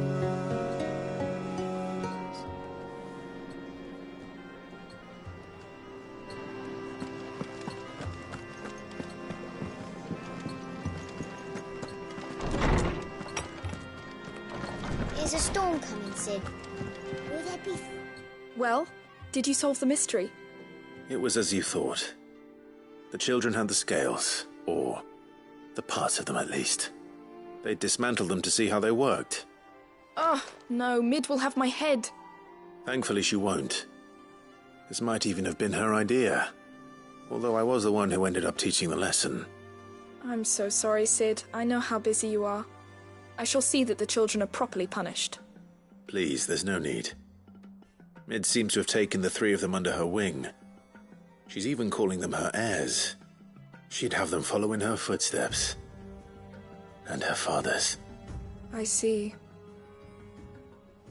Sid, do you know why Mid has been spending so much time at the hideaway of late? She told me it was because her studies have been interrupted by events in Canva. Is that not true? No, it isn't. The university offered her a commission. In exchange for full tuition, room and board, they asked her to oversee the design of several new war engines. To anyone else it would be an opportunity, but to Mid, who lost both her parents to war, it was a bitter pill. One she was none too keen to swallow. But that should come as no surprise. She's only ever cared about bringing people hope. The very last thing war can be said to do. Which explains her heirs. She's working to give them a better life. And so should I. What's the odd engineering lesson? Ah, you've given them far more than that. And I'm sure they're very grateful.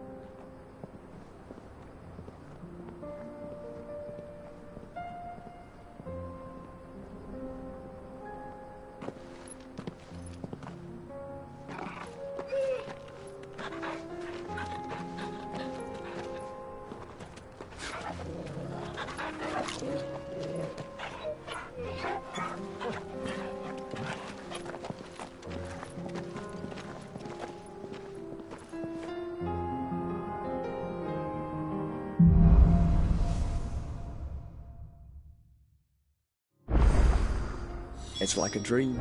The four of us out walking like we used to. Enjoying this, are you? Gav and the others could be in danger as we speak. You're right. I'm sorry.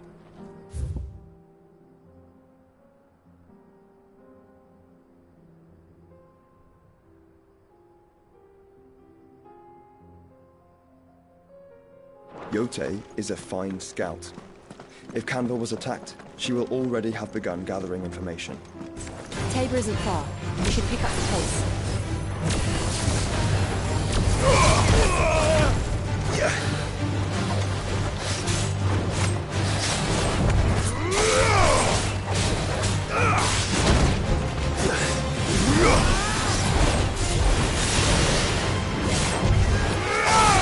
Let's try.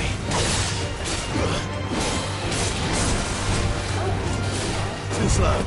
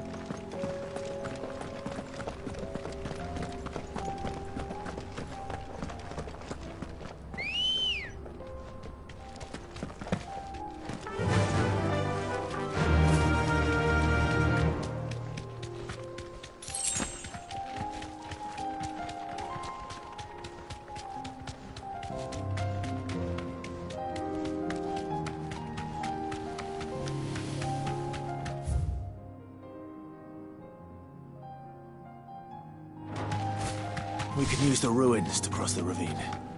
Assuming they will allow it. The Echoes have a will of their own.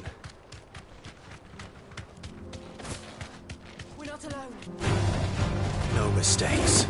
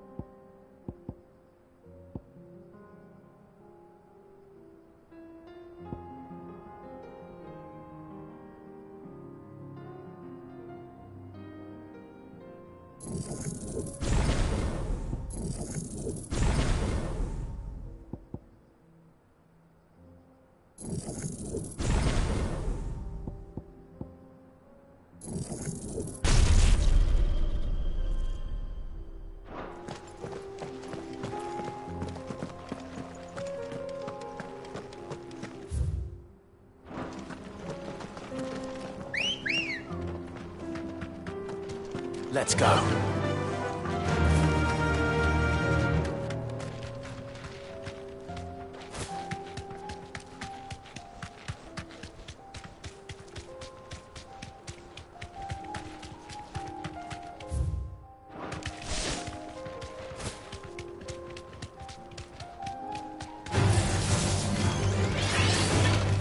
Straight home now.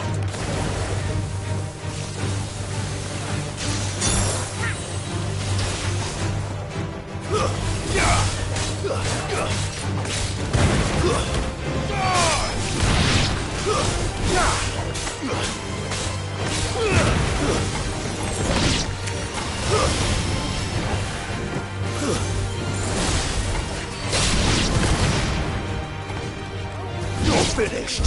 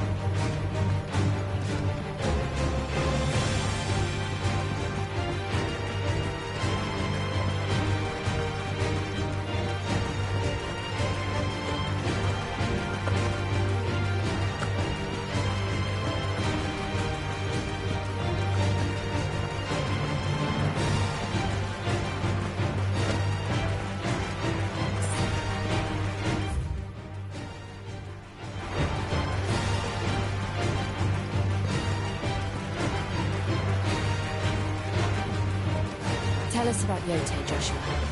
She's strong-willed, loyal, and deadly with a blade. Much like Clyde, but with better manners.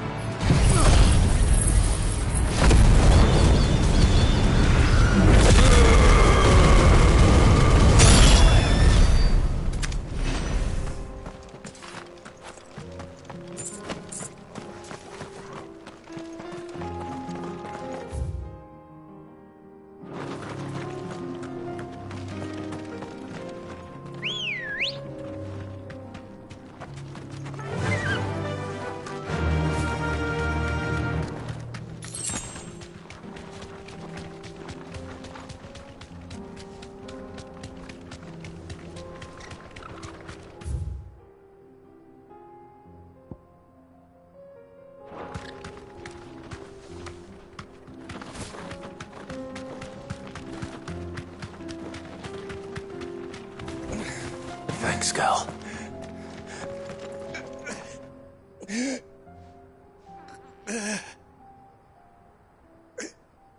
You're injured. What happened here? Where are your comrades? Ether flood. Up ahead. It swallowed our camp while we slept. My own men did this. Turned every last one of them. There's a village not far from here.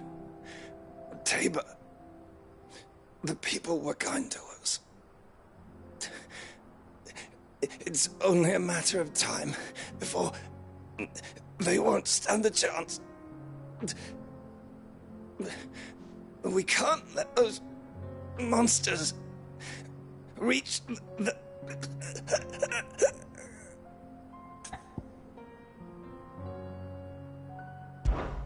I'll go. You catch your breath. Thank you. Our encampment is up ahead. Just off the track. They must not reach Tabor. Forgive me, Lord Kuka. Rest well, soldier.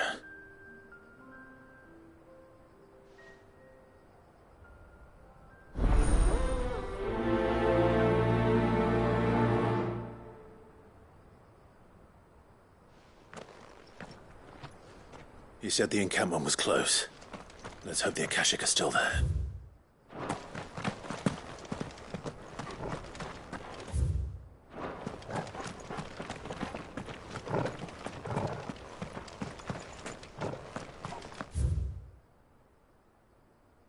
Another ether flood. They're everywhere now. We can't go round it. Then we'll just have to be careful.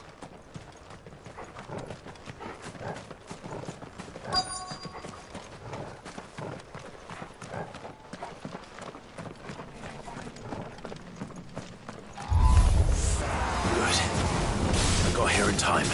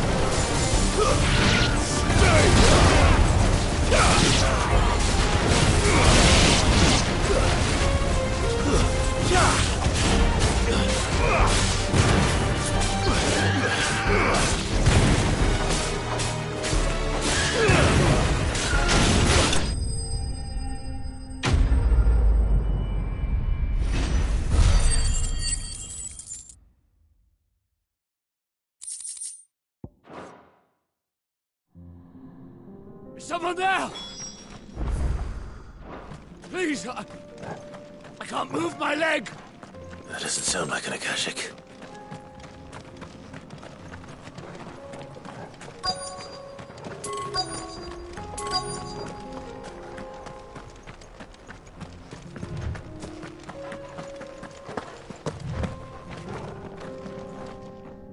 You're with the battalion? I am. I heard the fighting. Are the others? Taken care of. One of your brothers in arms told me what happened and asked for help. Another survivor? Where is he? Tell me. His wounds were too deep.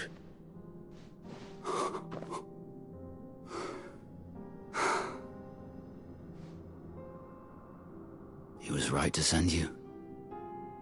Those things you slew are no longer my brothers. Tabor is safe thanks to you. Here, you've earned it.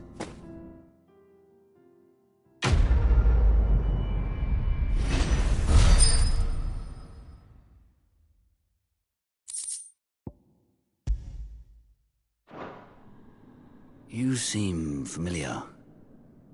Have we met? You must have me confused with someone else. Wait.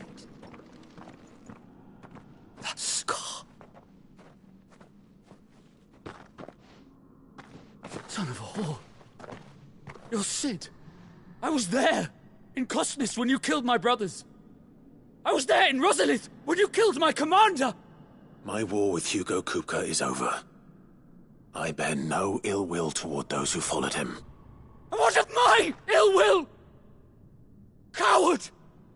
Draw your steel. Lord Kupka shall be avenged!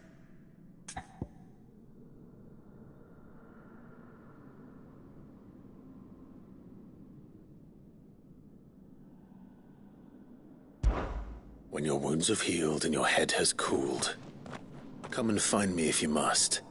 Though I hazard your life would be better spent in service of those who need it. Or have you forgotten your oath to the Republic? My oath? What would you know of oaths? I know how hard they are to keep. Which is why I'm giving you the chance to keep yours. No.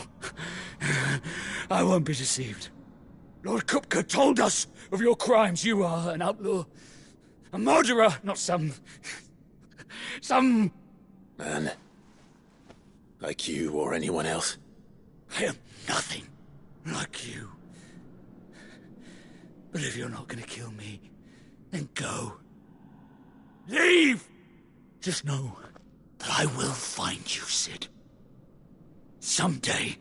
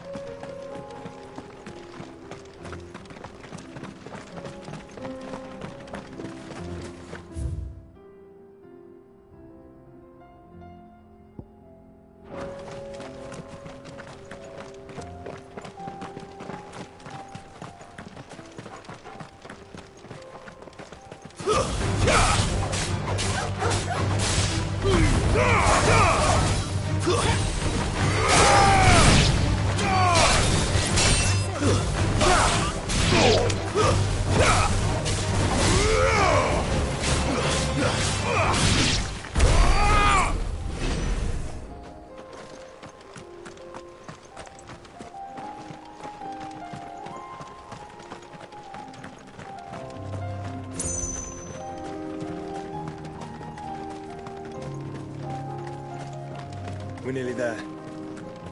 Have you been to Tabor before? There are a few places I haven't. Welcome, travelers. We don't get many visitors here in Tabor. Where now, Joshua? There is a residence just inside the city gates. She awaits us within. Welcome, welcome. Anything else? A fine choice. Of course.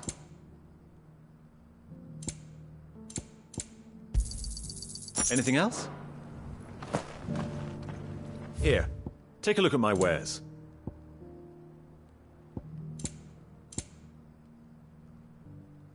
Take care.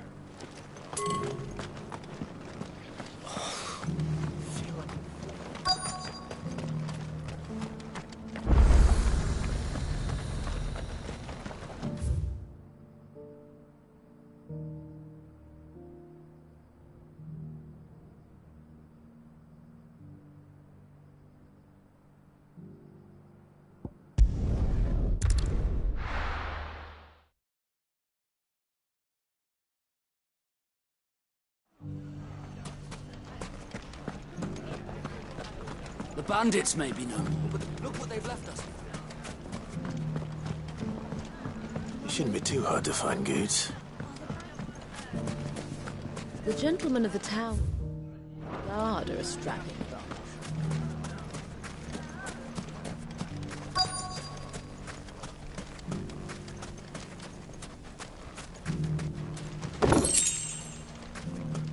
Could be I know something. Clive, listen!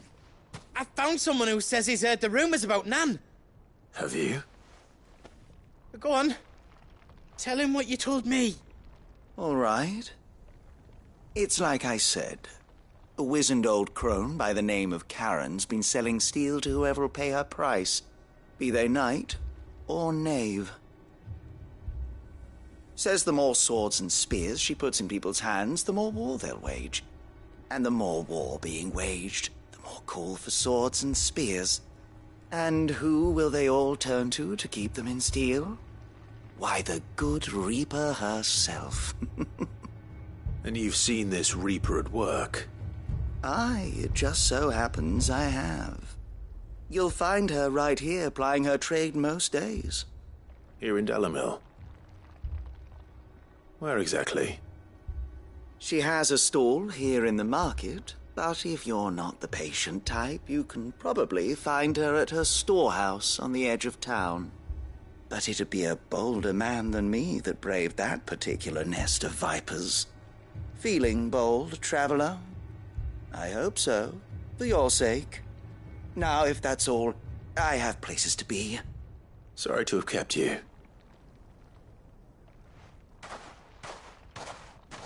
You don't think Nan's the Reaper, do you?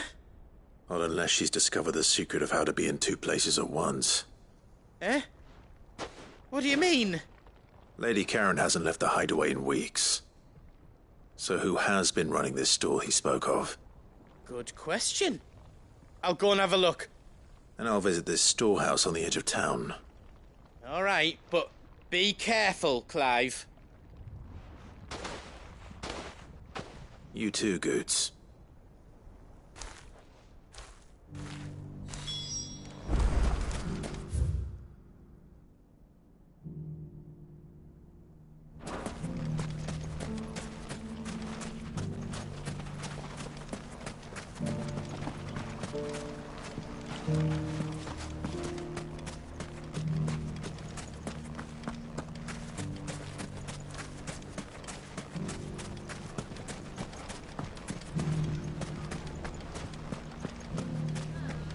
The gentlemen of the town guard are a strapping bunch.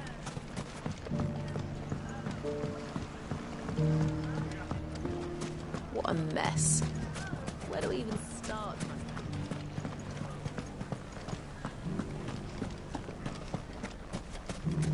You fought very bravely.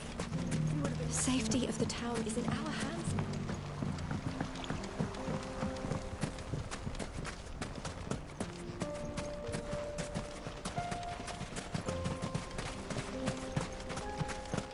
Time to brave the Viper's Nest.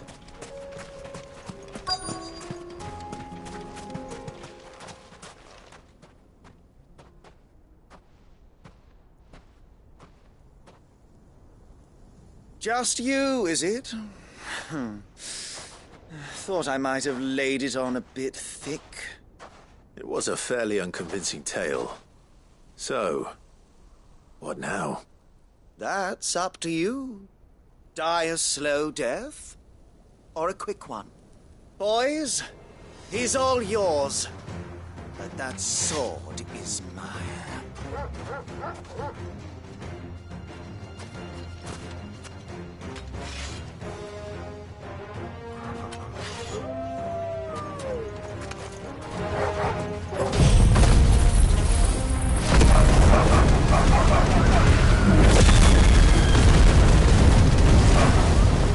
Leave now and we can pretend this didn't happen.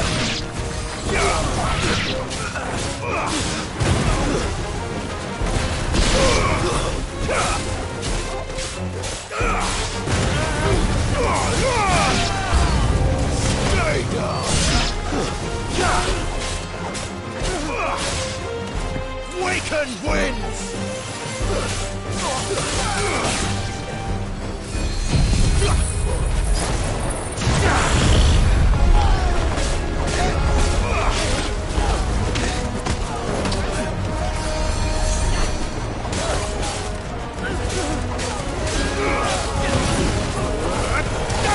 It's over!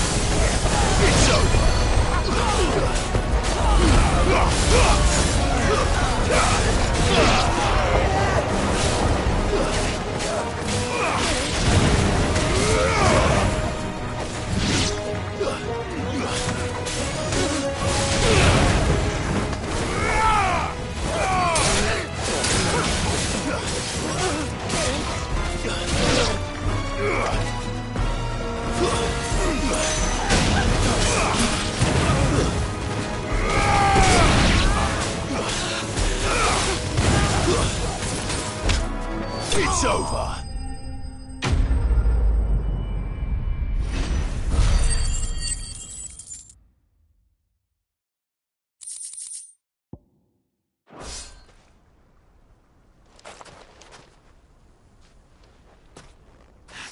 Oh, you've done it now. Go on. Tell me what I've done. When the Borgwyn finds out you've killed his men, he'll have your head. He only wanted that bull of a manservant, the dim one always clinging to Karen's skirts. You weren't even supposed to be here. Who the hell are you anyway? What were you going to do to him? The Borgwyn wanted him to get to Karen. I was only supposed to point the lamp in the right direction once he arrived in Dalamil. But then you turned up. Well, go on then. If you're going to end me, end me. You're not worth the effort. Now be gone, before I change my mind. Fucking coward! I need to find Goots. Right now.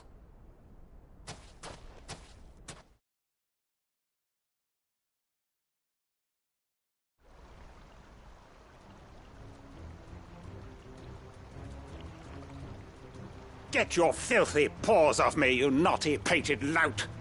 Stop calling me names!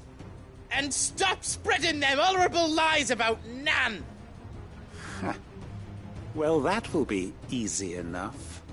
For they are not lies. Every last word is true.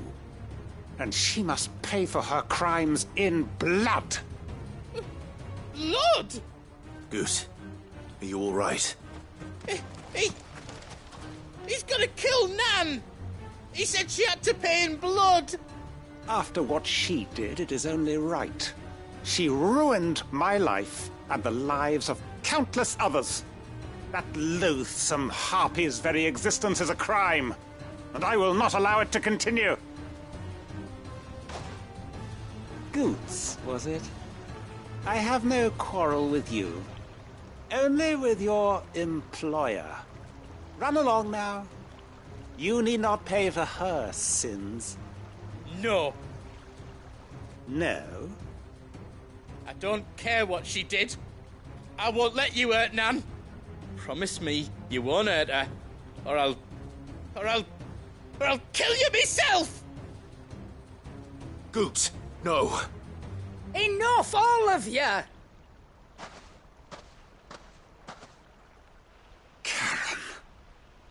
But how did you?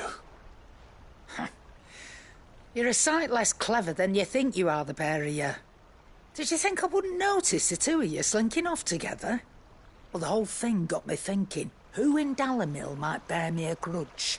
And a certain snivelling shit I ran afoul of in my fairy years came to mind. Though it was just Bogan back then, wasn't it? I thought the years might have taught you some sense, but I see you're the same pants-pissing craven you've always been. What was it we called you? Wet legs? You bitch! Everything that happened, it was all your fault! And now you'll finally pay for what you did to me!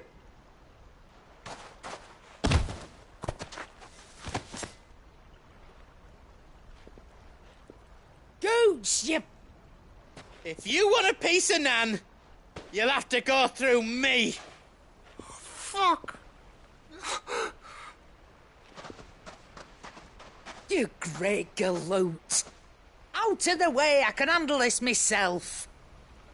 So, wet legs, you remember what you told me when we last met? An eye for an eye. Wise words, Sam. Wise words. And now, it's time to collect.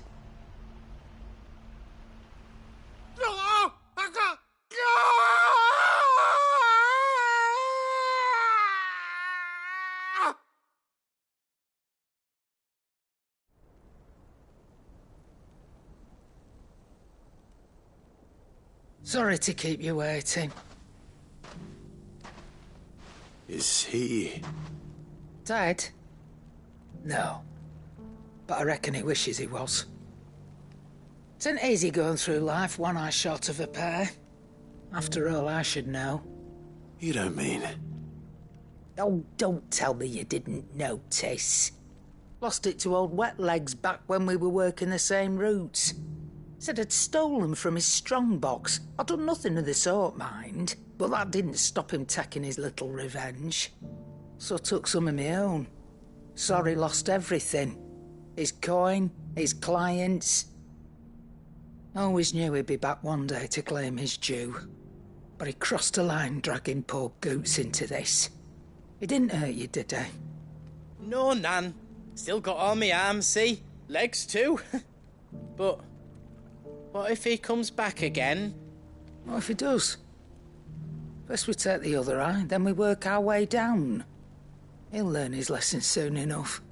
But something tells me the Wet Legs has learned it already. Right. Let's get you back to the hideaway. You've attracted quite enough attention already. Ta-ra, Clive. Remind me never to cross you, Karen.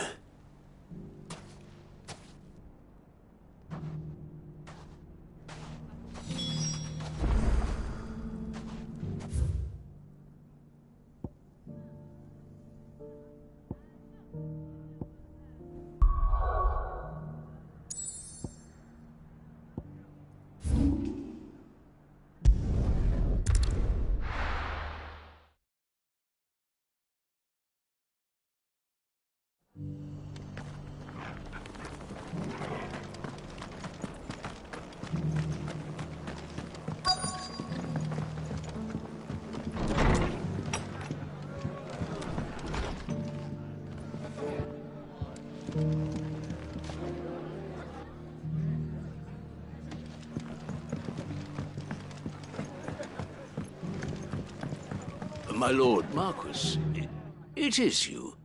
Then you received my letter. I am Sebastian Rutherford, chief steward of your lord uncle's estate. Of course. We met once before. Yes, my lord. Thank you for coming. And what was so sensitive that you couldn't put it in writing? 1,000 apologies, my lord. I did not mean to offend. I merely... It's all right. Continue. I am here at Martha's Rest, at the behest of your lord uncle, tasked with learning what I am able of the realm's current state of affairs. And what I have learned is grim. The fall of the Mother Crystals has left Storm in a state of utter disarray. The subsequent darkening of the heavens has only made things worse. Akashic attacks, once unthinkable, are now commonplace. The gears of governance have ground to a halt, and without a steady hand on the tiller, the realm threatens to drift into utter chaos. Your lord uncle, however, believes there is a way to avoid this fate, and is determined to see it set in motion. That sounds like quite the undertaking. It is. Hence my having enlisted the aid of several colleagues serving the 7 high houses. Alas... Alas? I have lost contact with 2 of those colleagues already. They are both able-bodied and trained in the sword, yet in these dark times even that may not prove sufficient to keep a man safe on the road. So you want me to find them? I'll need to know where they went. One I sent to investigate the Republic, the other the old Imperial capital of Oriflamme. That doesn't exactly narrow it down. I suppose I'll start in Dalimil and work my way east. Thank you, my lord. I shall pray for your success and safety.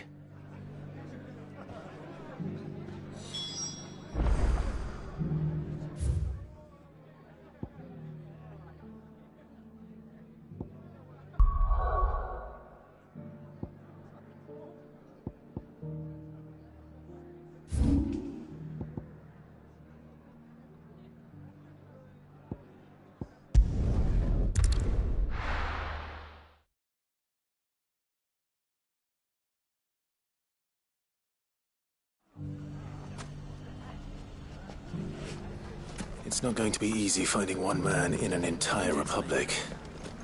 Let's hope someone here's seen something. Mummy? The gentleman of the town guard was right.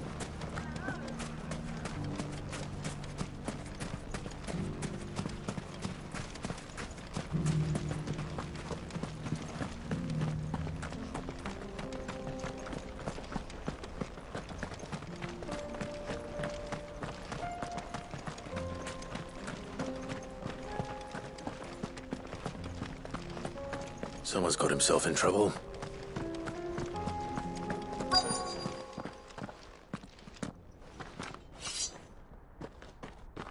I don't see your master here, so you can start by giving us all the coppers in your purse. I already told you, I have nothing. Then maybe we'll take that pretty outfit and the steel you're wearing.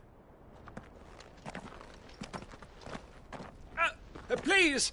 These men are trying to rob me! I'll deal with this. Thank you. You that one's master, then?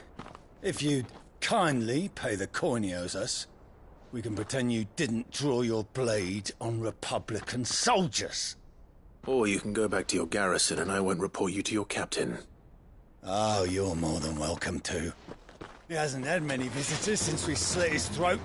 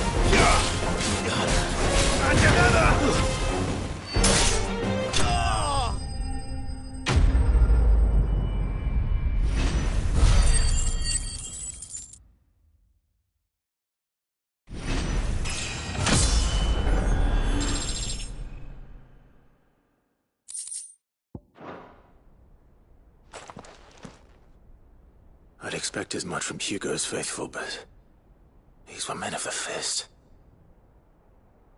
Much has changed in the Republican Army since they lost their rock. You've seen this kind of thing before, then? Many times. I was sent here to observe the situation. You're one of Rutherford's men. He sent me to look for you. Well, then you have my thanks. I fancy I could defend myself against one, perhaps two, but a whole regiment. I arrived in Dalimil several days ago, but when I called upon the captain of the local garrison to make inquiries, his men confiscated my effects and locked me in a cell. The captain is no more, and his men make the rules now.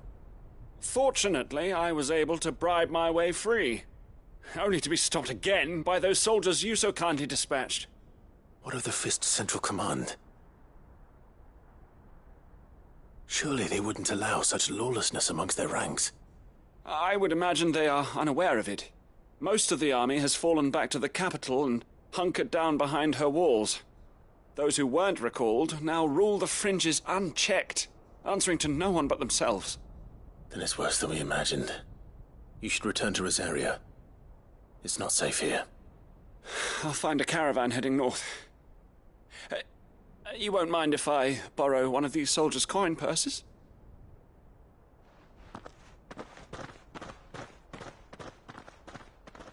Not at all. Now, to find this second associate of Rutherford's. If he was bound for Oriflamme, I'll start at Northreach and see if I can pick up his trail.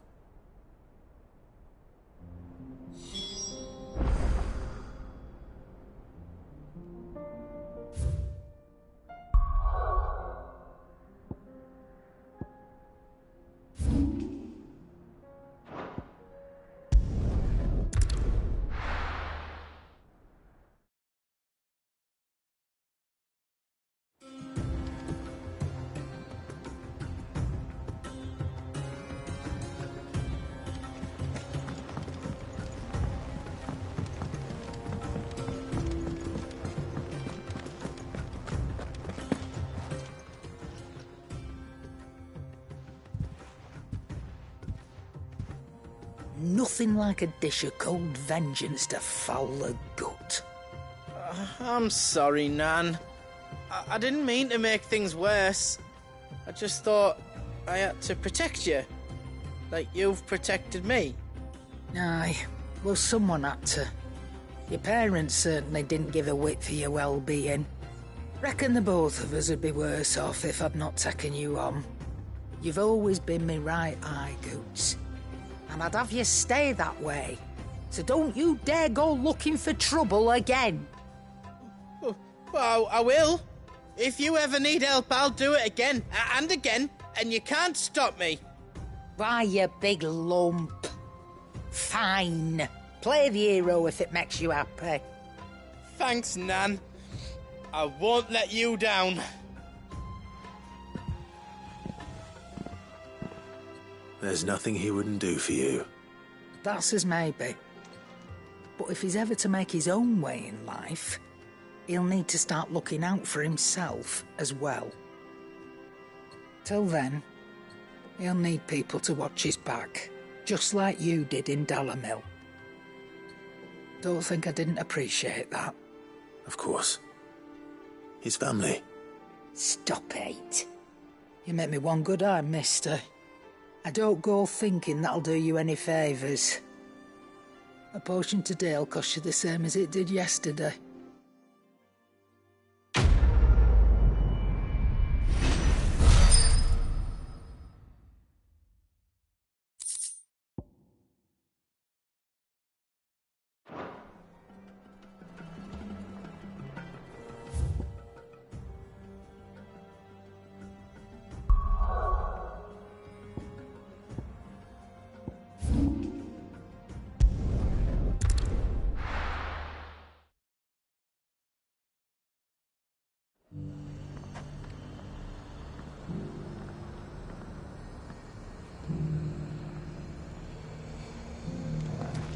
There's a lot of road between here and the capital. Rutherford's man could be anywhere.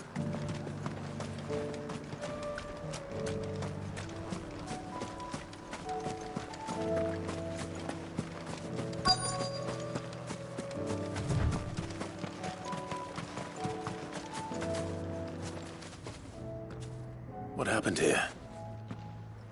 If you're with the others, they've already relieved me of my belongings. I'm not. I'm looking for someone who was sent here by a man named Rutherford. And then you found him. I'm Alistair Rockford, attendant to the Lady Ariane of House Wellesley. Of the 7 high houses of Rosaria.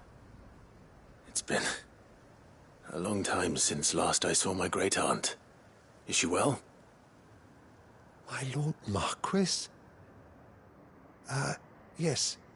Yes, she is. The Lady Dowager has granted me leave to assist your Uncle Stuart. I was on my way back from the old capital when I saw some villagers being robbed on the road here. Bandits? They looked more like field hands, but it didn't matter in the end. I did what I could to help the victims, but all it earned me was a pommel to the temple. Which way did they go? South, toward the gate. All right. I'll take care of them. Founder knows I've met enough of their kind. You head back to Northreach, visit the Vale, tell them I sent you. Thank you. I shall. Founder be your shield.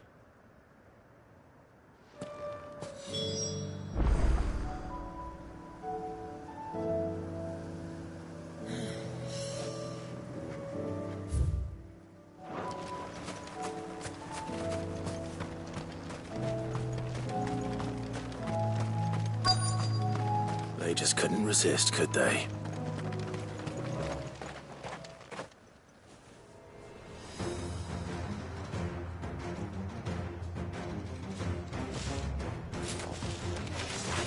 This one's ours, pretty boy.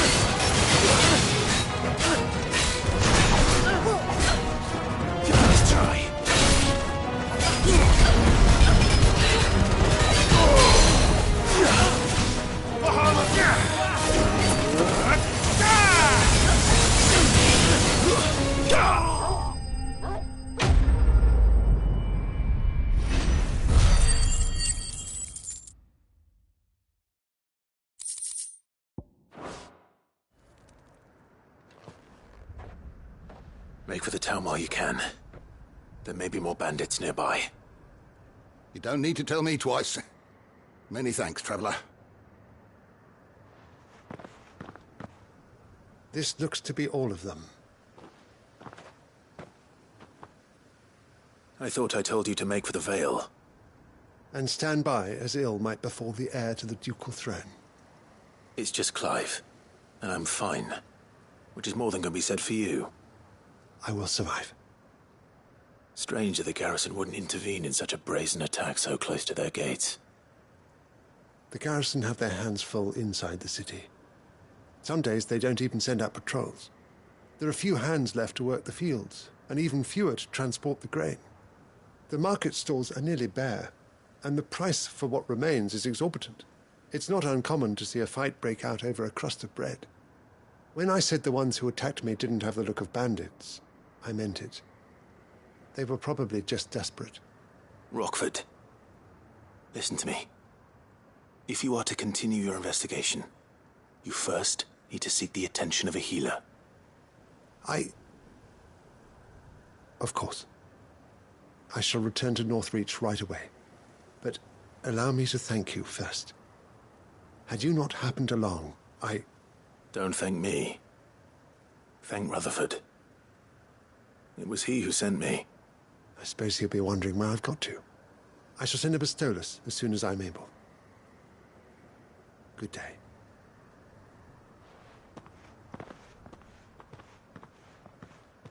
My uncle certainly has his work cut out for him. If it isn't already too late.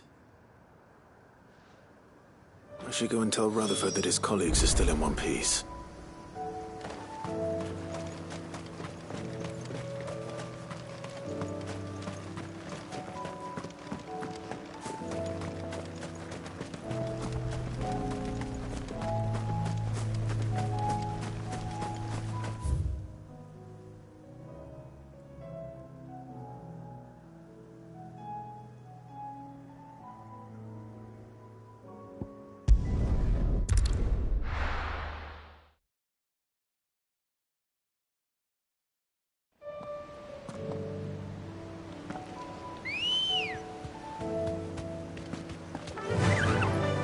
Run like the wind.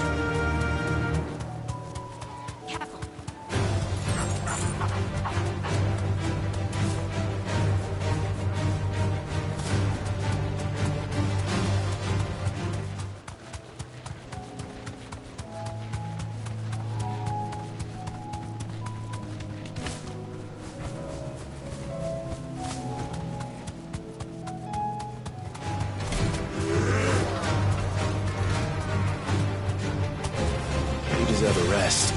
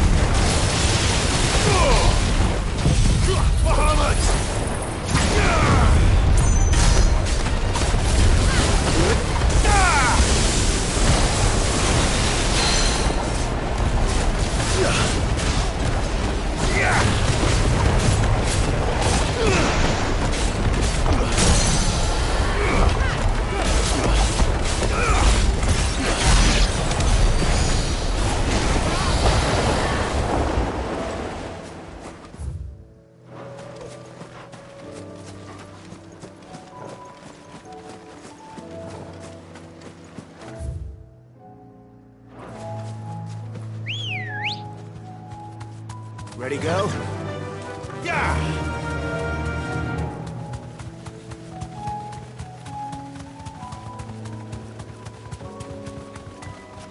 Quiet.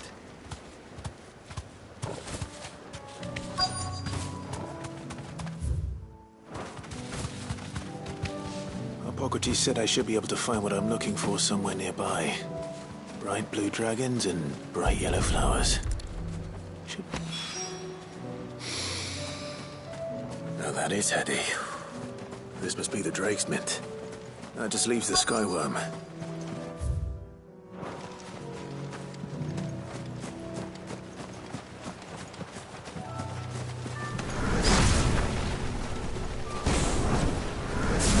This must be our wyvern. All right. Let's get this over with.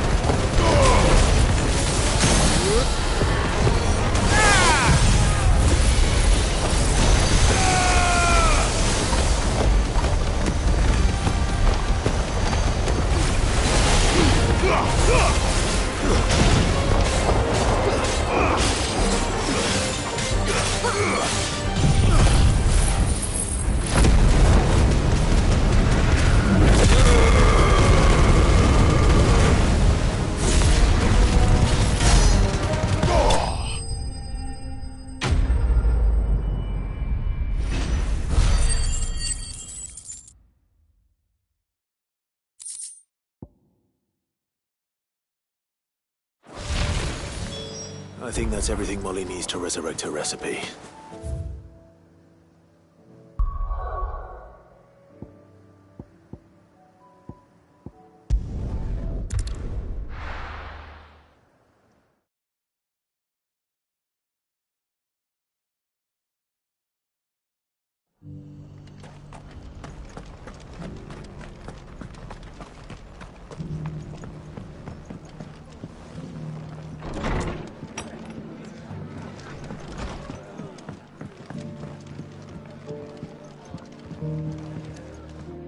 I see you're still here. The Rest's location affords a constant flow of traders, and with it, a constant flow of information. Speaking of which, I received word from both my associates. They have resumed their investigations, thanks to you. I only happened to be in the right place at the right time. They both seem to think the realm's prospects rather grim. I am afraid that grim would be putting it lightly. Storm is in crisis, and if we are to free her, we must work quickly. And we must work together. Such is your Lord Uncle's wish. As it is mine.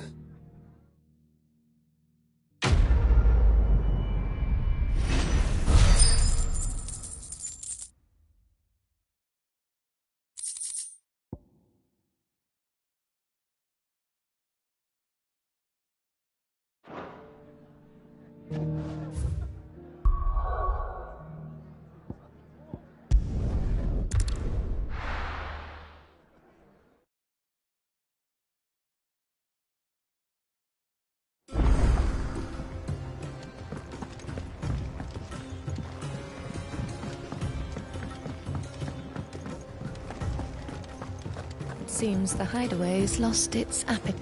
So, did you have that word with Tomes then? I did, and he was as helpful as ever. He told me exactly where to look, in fact.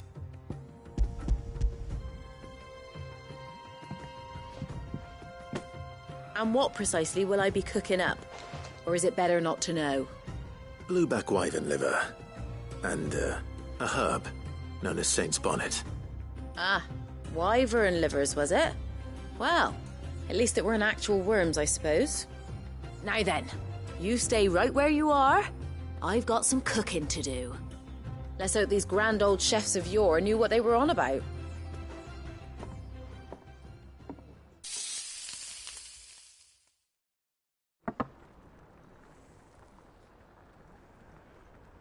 And here we have it. Fried mortress of skyworm. Ivan's offered to make sure it's fit for consumption. Well, I say offered. He as good as begged. And rightly so. Is there any higher honour than partaking in a slice of culinary history?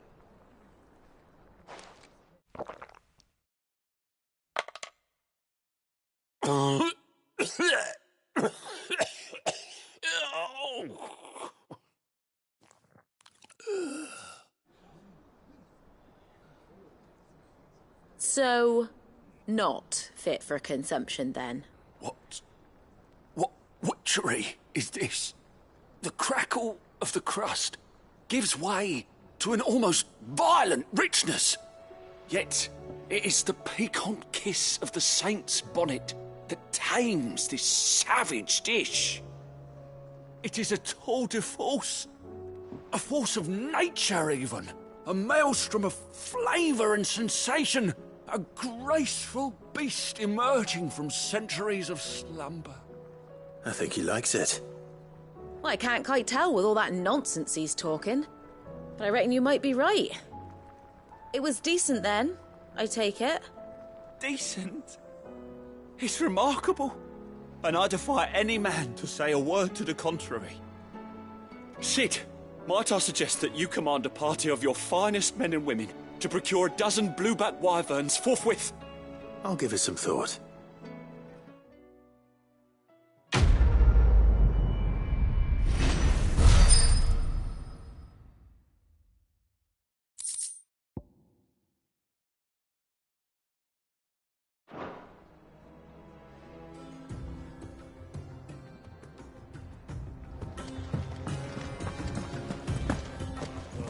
Battle cries of dread.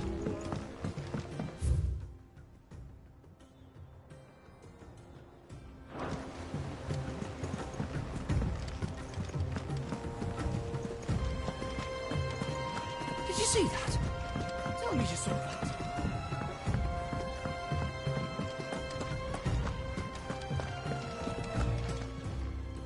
How may I help you today, Clive?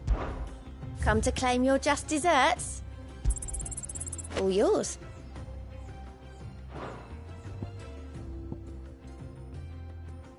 Best of luck out there, Sid.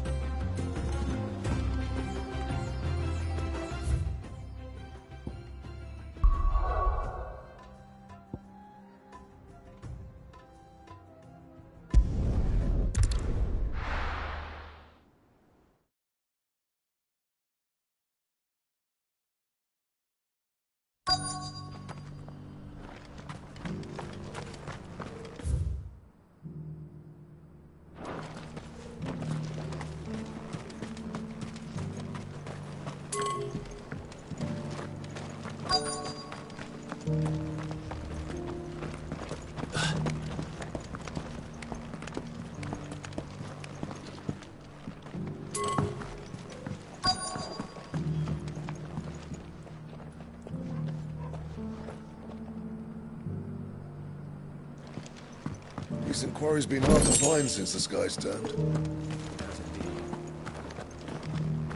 Thank you for the deal, egg, mister.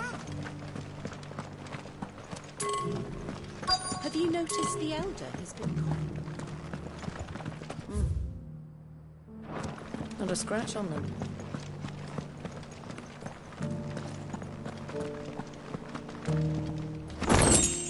So it's these stones to Canva and the rest of the boxes to Dallas. Why won't the sky go back to how it was? That Cyril fellow's an odd fish, don't you think? Well, scholarly sorts like him always are, aren't they? How are those new boots treating you? They're fantastic. Soft as Phoenix down. Careful how you pack that leather. Any creases or scratches.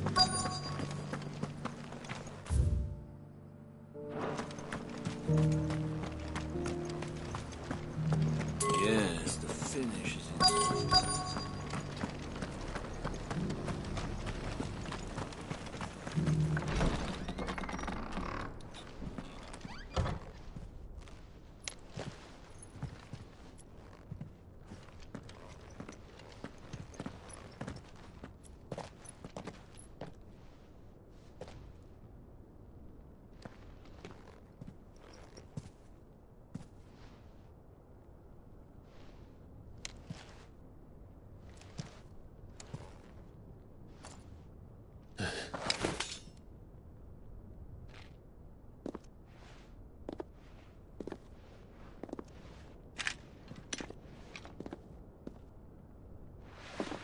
My Lord Marquis, it is an honor.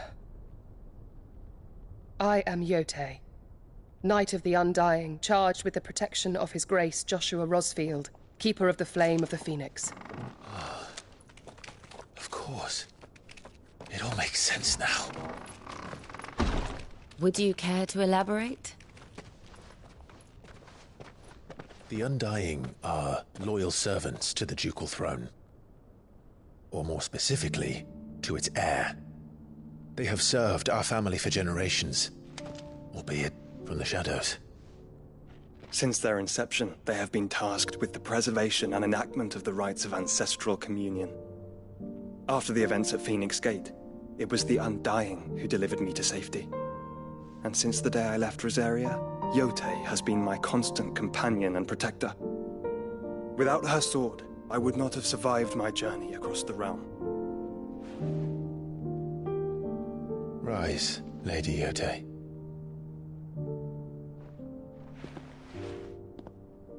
You saved my brother. I owe you a debt I can never repay. I but did my duty. Come now. Tell us what you've discovered. Your Grace. It is as you feared. The vessel we spied off the coast of the Crystalline Dominion on the night of her fall. It was the Einherjar. Beyond any doubt. The Black Galleon. Joshua, the Einherjar is the Royalists' flagship. What business would they have in the Dominion? Upon learning of Waloed's involvement in recent events at Drake's Fang, I sensed the malign influence of Ultima, and bid Yote and the Undying look into the matter. We have reason to believe that the Black Galleon weighed anchor shortly after the fighting began, and set a course due south. For Canva. Then it is Waloed knights who besiege the cities. What is left of them? Yes. And the Black Galleon sails at but one man's behest. Barnabas Tharm.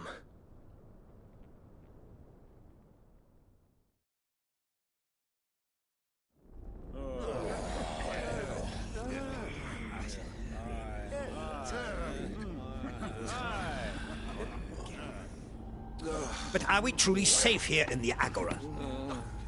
The city guard have been paid, if that's what you're implying. All the more reason for them to run. Well, you are free to leave, Lord Minister. Markets abandoned, warehouses aflame, blackened hulls choking every port in the capital. Canva is ruined. The realm teeters on the brink of chaos, and all you can think about is commerce! Forgive us. We were not aware Dhalmekia now subsisted on charity. How dare you?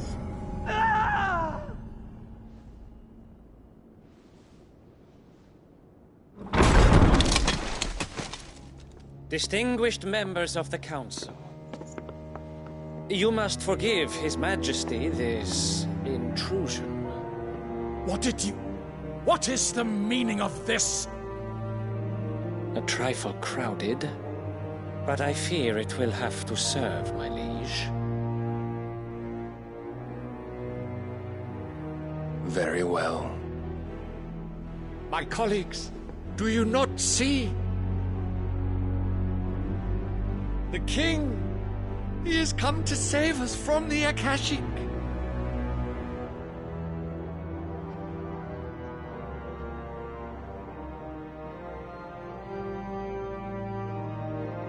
He is a gift from the heavens, divine intervention, our very salvation. And of course, if it is compensation he requires, we would be most willing to negotiate a fair price for services rendered. Fools! Your ignorance unbecomes you. Your Majesty, correct me if I'm wrong, but I would swear that the fiends washing the cobbles of Canva with the blood of her citizens wear the colors of Waloed. Ha! So you do not deny it. Guards, fetter them, and see our guests to the dungeons!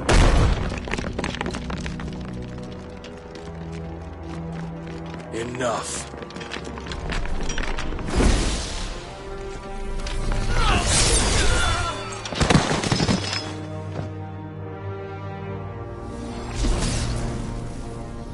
Pathetic creatures.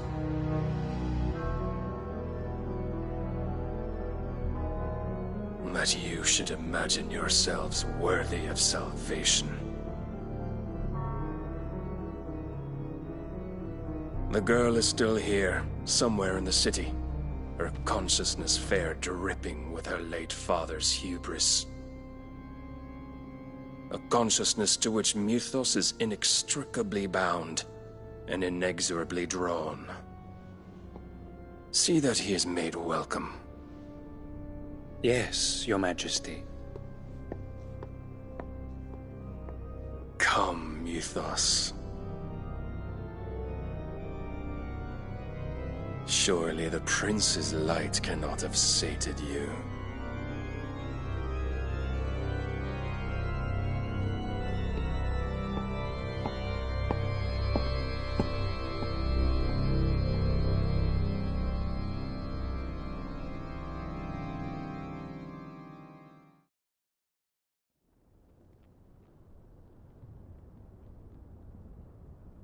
So then, how long has Waloed been under Ultima's control?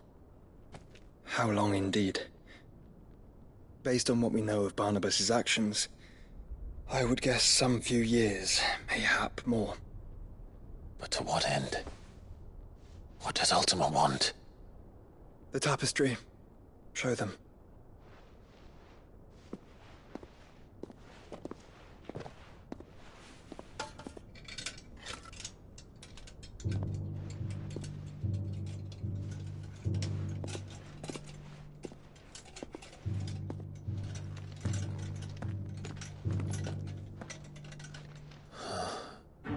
By the flames. Phoenix Gate, Drake's Breath, and now here. But what is it? It is old, ancient, even. Naught remains of the faith it represents, save what can be gleaned from the image itself. None could tell me what the one in the apothecary meant, even the Undying. But I believe it may be the key to discerning Ultima's purpose. That figure in the center, the one beneath whom the icons congregate, that I believe to be Ultima. He is a god, or at least godlike, his very existence beyond our ken. The icons, and by extension their dominants, are meant to be his subjects, and while some, like Barnabas, have accepted this role, others have rejected it, like you, Clive, which is rather inconvenient, as it appears he needs you most of all. And gods don't like to be disobeyed. No, I don't suppose they do. Clive, may I tell Yote of the lake?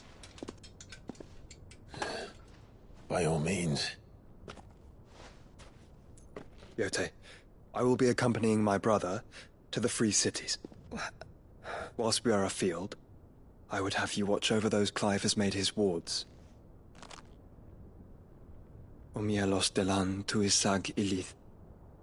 Though well concealed, the hideaway lacks trained fighters to defend its occupants should they be discovered. But it is my duty to... As it has ever been my brother's duty, remember. If that is your wish, Your Grace. But please be safe. If aught were to befall you, You have my word.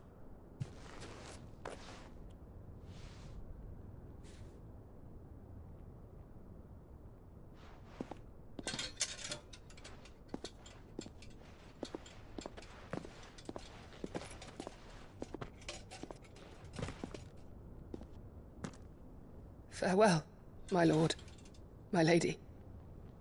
We are in your debt, Yote.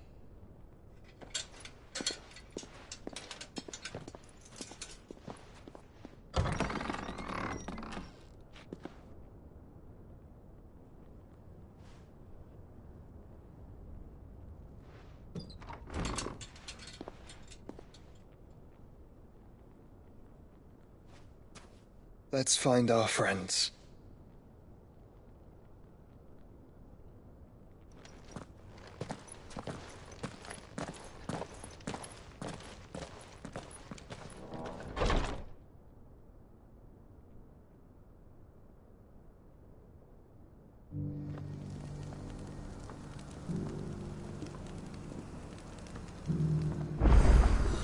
It's plain she cares for you very deeply. And I her, which is why I had to let her go.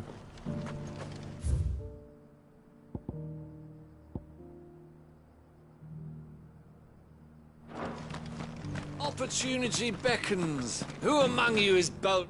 Is that blade for hire, perchance? Because I have a mind to make a killing. Figuratively, I hope. Well, yes and no. A passing caravan carried with it a rumor most fortuitous for one in my trade, that an elder Dread Evis had been sighted in the fields of Corava. Dread Evis are aggressive beasts. Compelled as they are to acts of violence, few survive to maturity, but those that do develop a hide of phenomenal value. A hide you want to sell? Eventually, yes. Though I would have it tanned first that it might be crafted into marvels the likes of which the world has never seen. Dread Evis skin is a rare thing indeed. But the worked hide of a well-aged beast, now that would fetch such coin that Gilbert himself might weep with envy. Bring me that beast's skin, and I will share with you the bounty of our combined labors. All right. I'll hunt your Evis. Of course you will. When one lives in such troubled times, it is a fool who lets opportunity slip his grasp. Leave Tabor through the east gate, but take the path that branches west. Once you reach the checkpoint at Tovany, you are a mere stone's throw from the fields of Corava. I eagerly await your safe, and above all, triumphant return.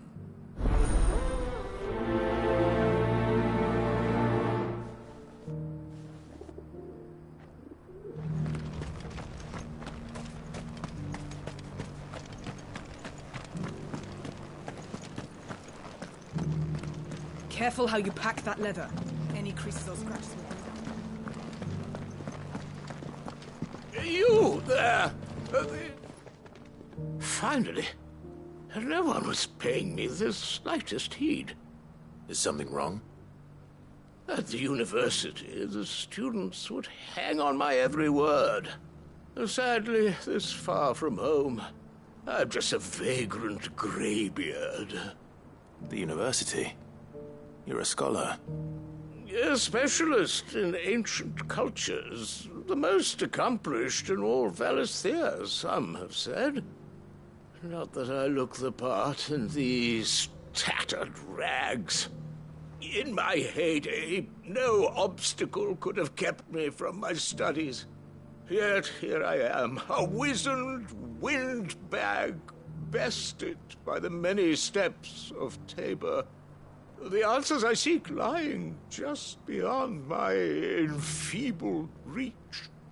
Would you do an old man a kindness and brave the stairs in my stead? You'll be amply rewarded, of course. Climb the stairs and memorize a few inscriptions for me. Assuming you know your letters, that is. Some courteous soul is rumored to have carved clues to Tabor's rich history into stones dotted about the village. 3 of them, to be precise. 1 each to the north, south, and east. I'm here in the hope that those carvings might shed light on a riddle I've been pondering for some time. Namely, the otherwise undocumented origins of Tabor's unique people. People quite unlike those of neighboring lands.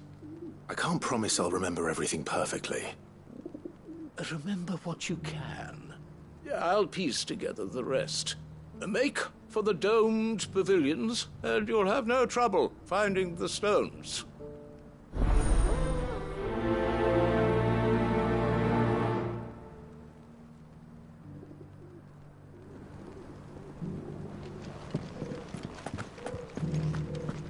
those new boots treating you?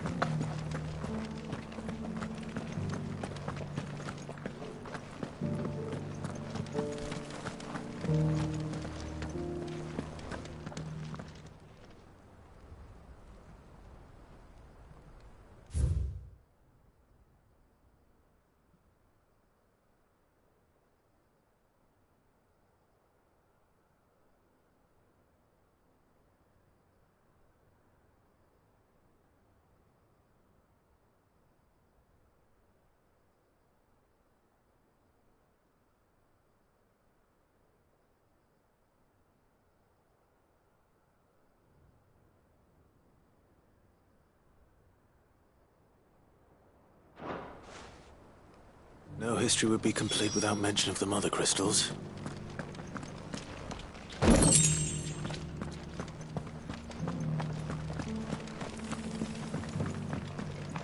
So it's these stones to Canva, and the rest of the boxes.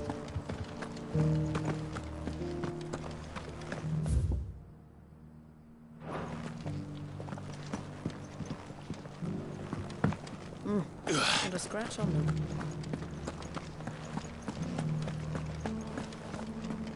Beneath the flood, yes, and not a stone's throw away.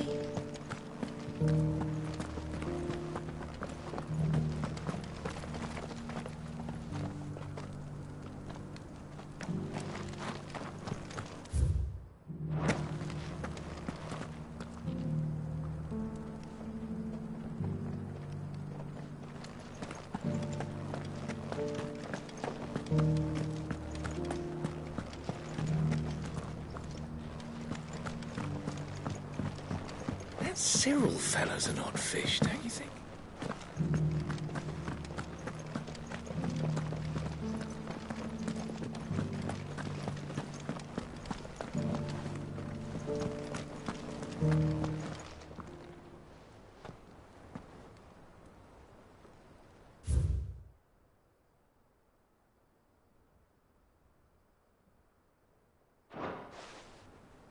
Farmers must have settled here in Tabor.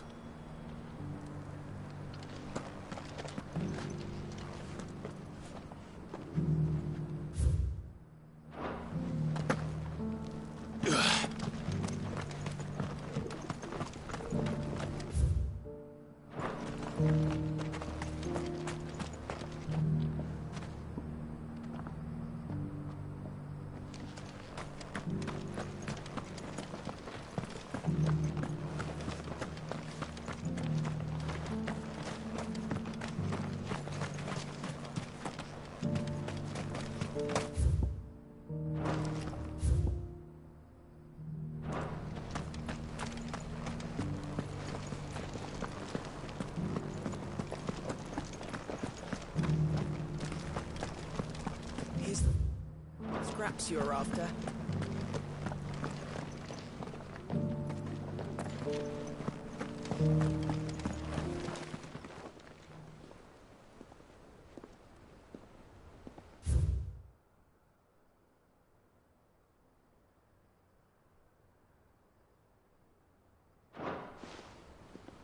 What golden plains might the wanderers have called home, I wonder?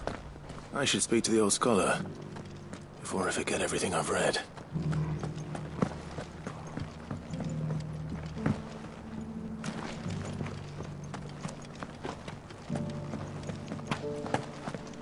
Careful how you pack that leather. Any creases or scratches will...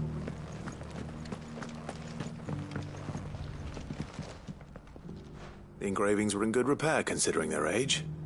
Oh, what that I could have seen for myself. Come, don't tease me now. What did you learn of this place and its people? Let's start with the engraving to the south, shall we? What did it say?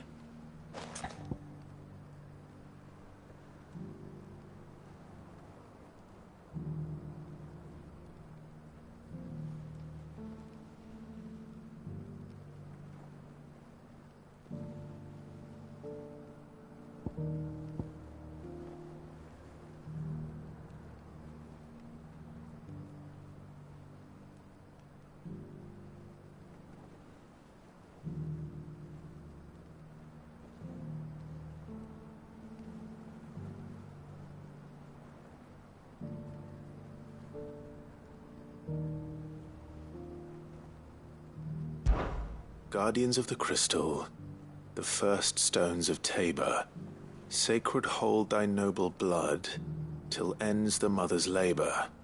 I'm pretty sure that was it. Fascinating. It would seem the founders of this city were descendants of those fallen charged with protecting the mother crystals. But whatever could have driven the Guardians so far from their sacred charges, I wonder? The engraving to the north is next, I think.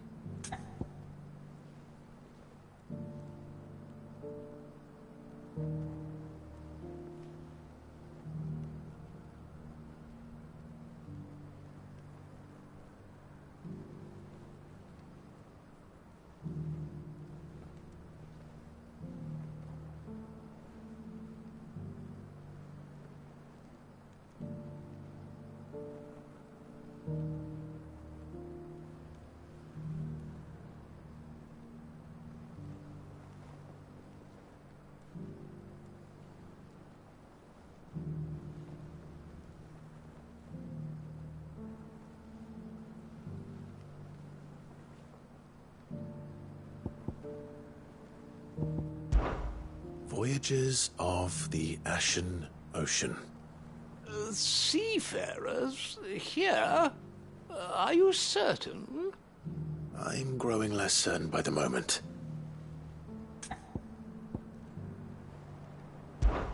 Wanderers of the Golden Plains, lay your roots in stone. With pride recall thy noble past, and make these rocks a home. Or, I think that was it, at least. No doubt you're right. There are vestiges of nomadic customs in Tabor its guardian roots could never account for. This is proving most enlightening. Now, for the final stone.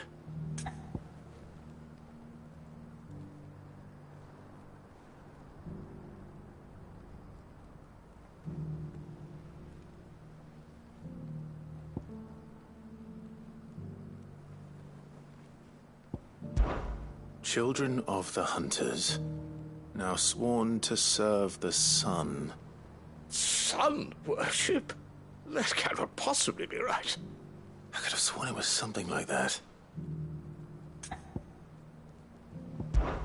Children of the Hunters, now dancing hand in hand. That can't be right, surely. I'd rather suspect it's not. Children of the Hunters, now tillers of the land, reap her promised blessing and give praise her gracious hand. That's all three. And so, we add primitive farmers to Tabor's founding peoples, the final piece of the puzzle. 3 engravings, one for each of the 3 peoples to have settled Tabor in ancient times. Guardians of the Mother Crystal, wanderers from across the plains, and last but certainly not least, hunters turned farmers. Little wonder it was so difficult to trace the roots of Tabor's culture. Those roots reach down through 3 distinct traditions. Nonetheless, one cannot help but wonder why this fact is not better known among scholars, given that the stones stand here for all to see. Too many stairs, perhaps. Ha! Too many by far. Here, and thank you.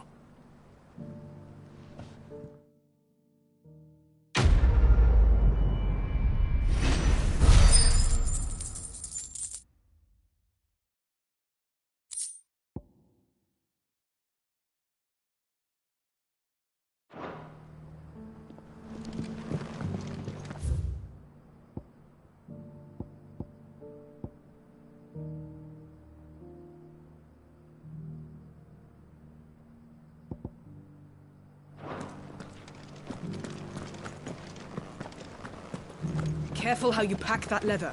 Any creases or scratches will bring down the price.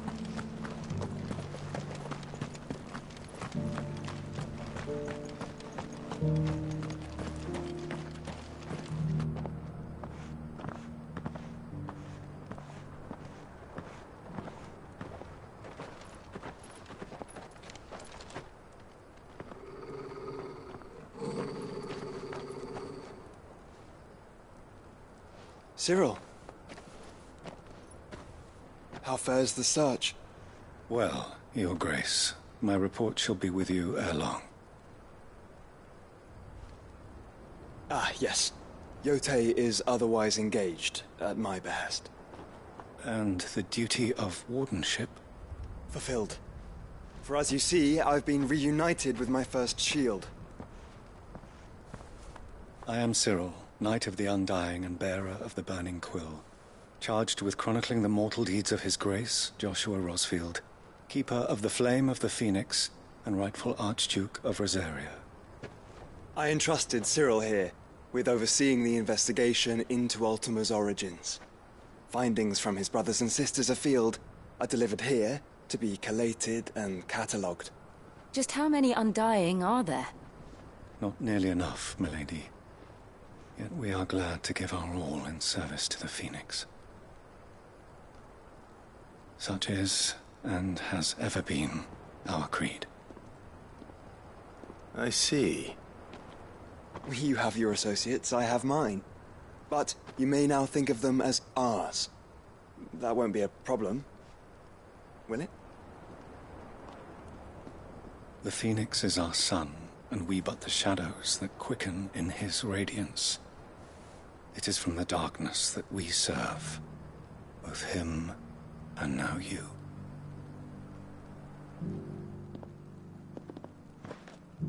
Pray accept this token.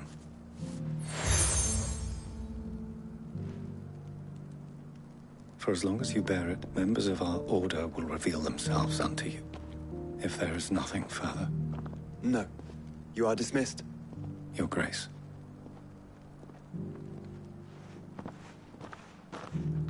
To Canva, then. We'll talk about this later. Cyril seemed very, You certainly keep strange bedfellows, Joshua.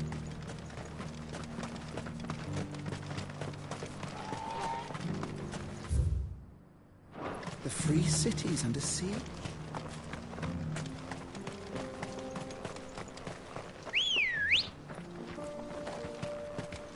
Come on. Are you sure this is the right way, brother?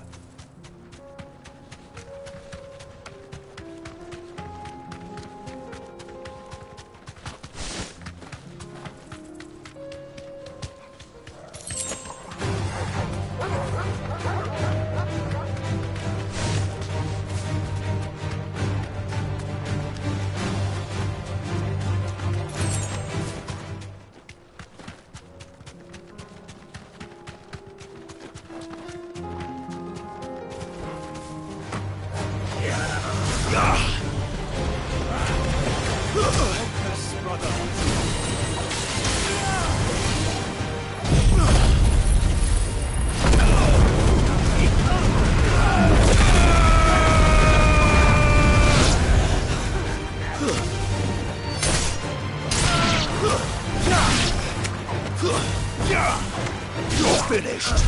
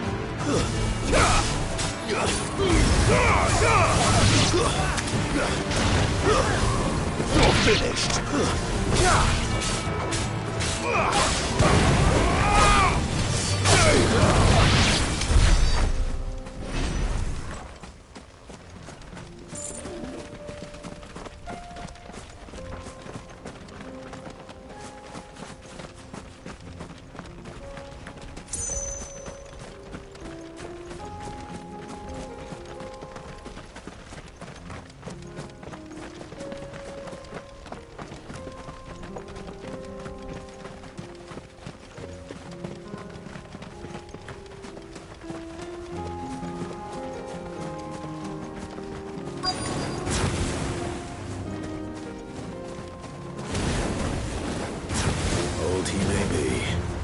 But it looks like there's still plenty of fight in him yet.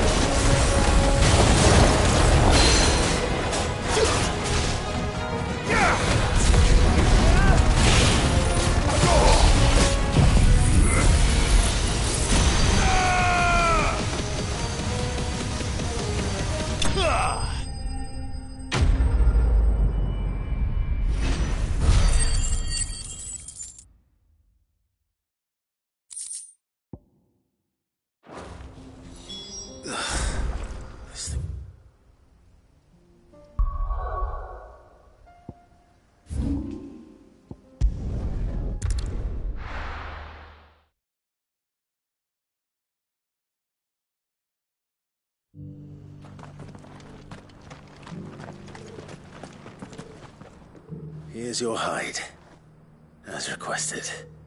I worried you might never return. Quickly, let me see it.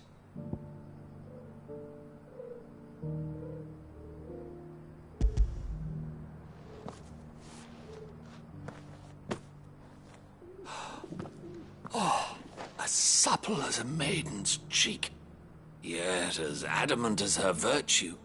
This is everything I had hoped for, and more. Clearly, my trust in you was not misplaced. You must be a hunter of considerable talent to have bested the beast with nary a scratch. Join me as my honored partner.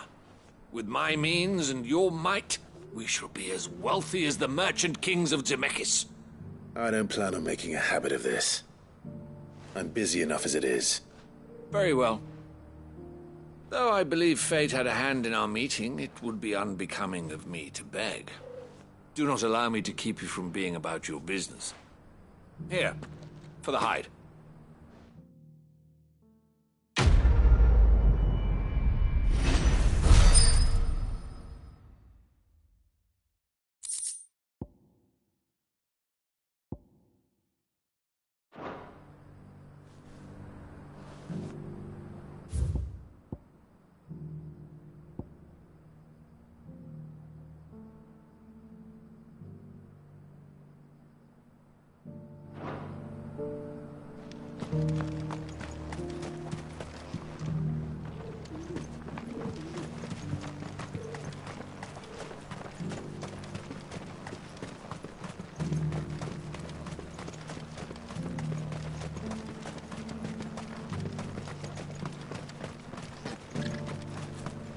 The free cities of the sea.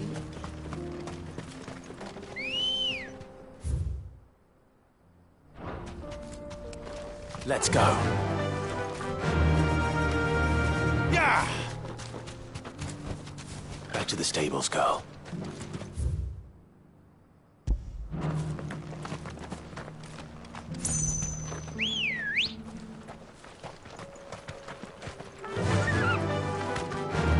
Fly, Ambrosia.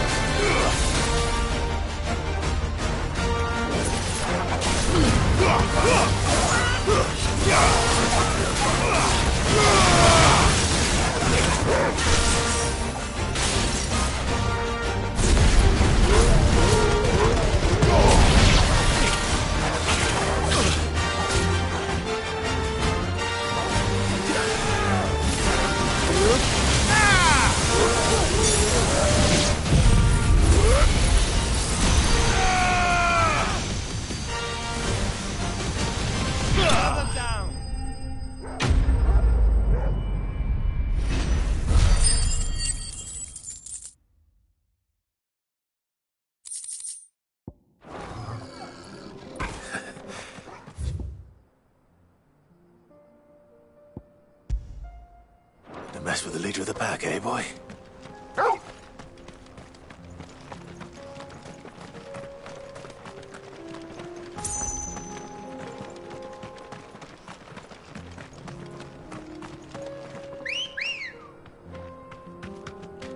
Good girl.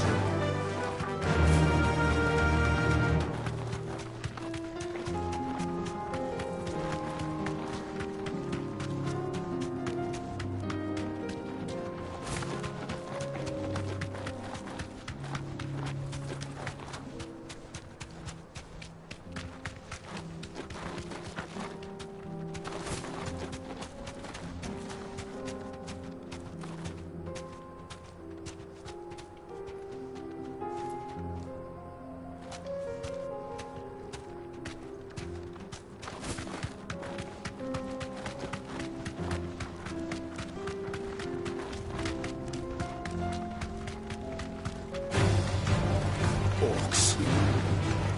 Then let us be rid of them.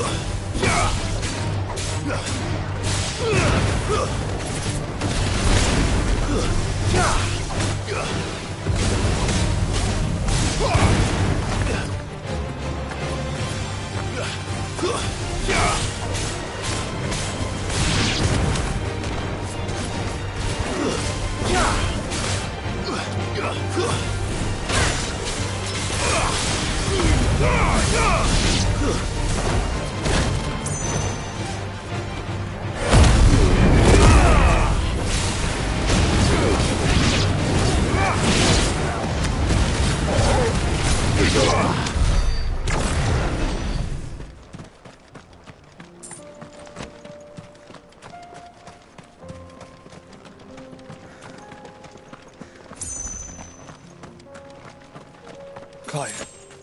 Smoke. Is the city fallen?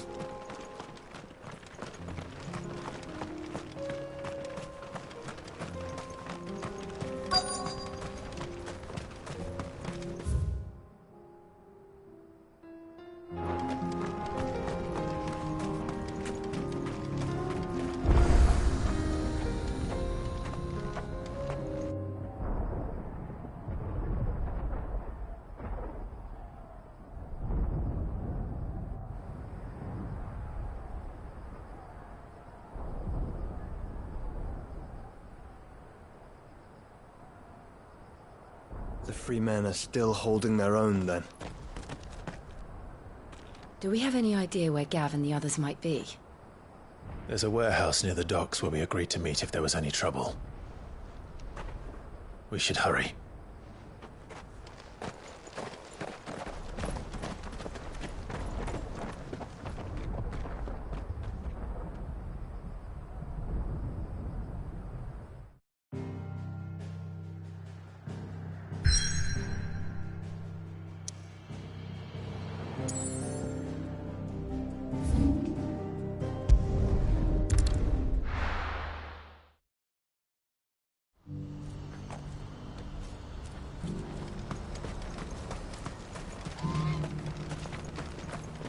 We're going to do this. Clive, your timing is impeccable. It just so happens that right at this very moment, we're in need of someone with your talents. And what talents would those be? Why, your fearlessness, and your skill with a blade. I'm listening. Well, as I'm sure you're aware, when these dark skies swept over the Republic, so too did a wave of chaos and confusion. Randalar has been particularly badly affected. Many of the capital's bearers have lost their masters, or taken the opportunity to flee them. None remain free for long, of course. Most find themselves under the protection of the Fist before they get far. But the army too is in disarray, and finds itself unable to provide for its new charges. Which means it has been looking to sell. And you've been looking to buy, to make sure these masterless bearers remain that way. Precisely. It's the perfect opportunity to free dozens more, and for an attractive price, no less. So where does my skill with a blade come in? Though we may have the funds to buy these bearers, we have nowhere to house them. So we've been searching for a place where they can be resettled.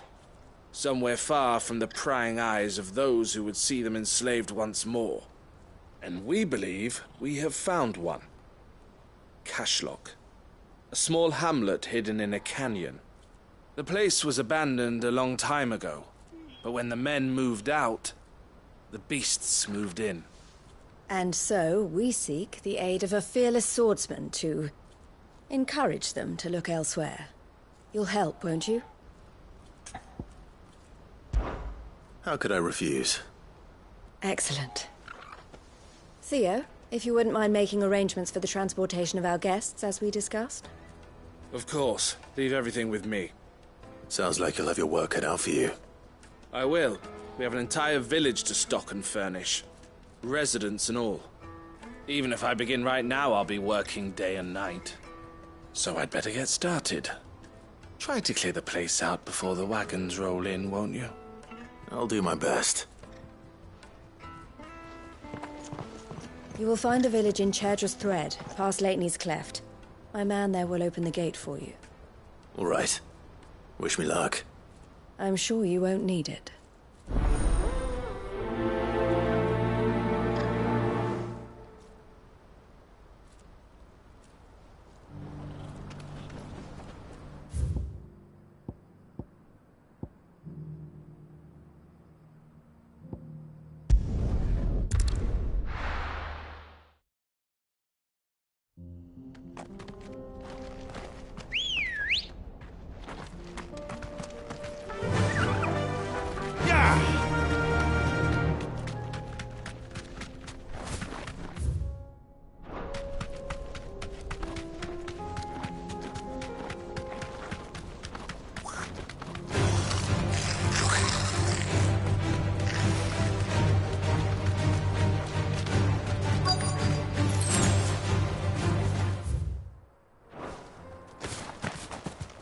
Must have been a nice place once. It will be again.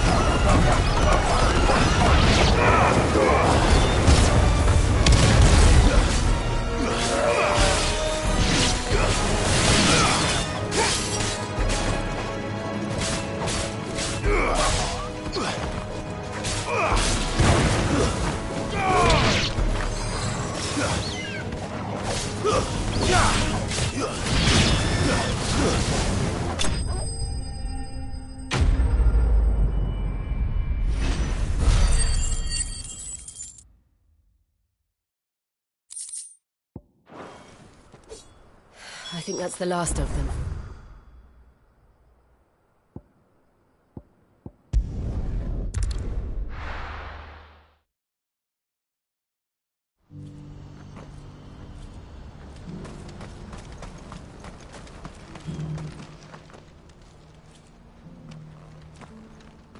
Something the matter, Theodore?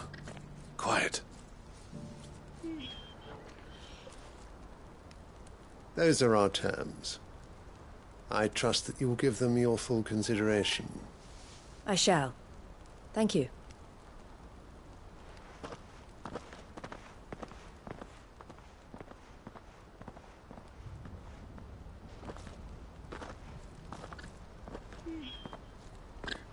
Him again. Someone you know?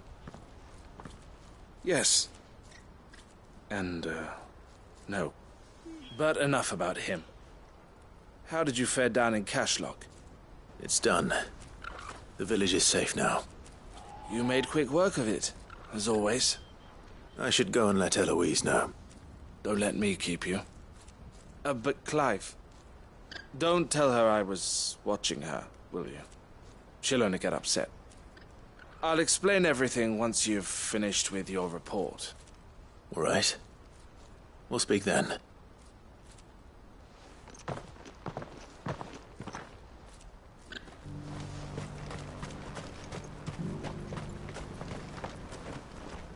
Eloise, I just got back from Cashlock.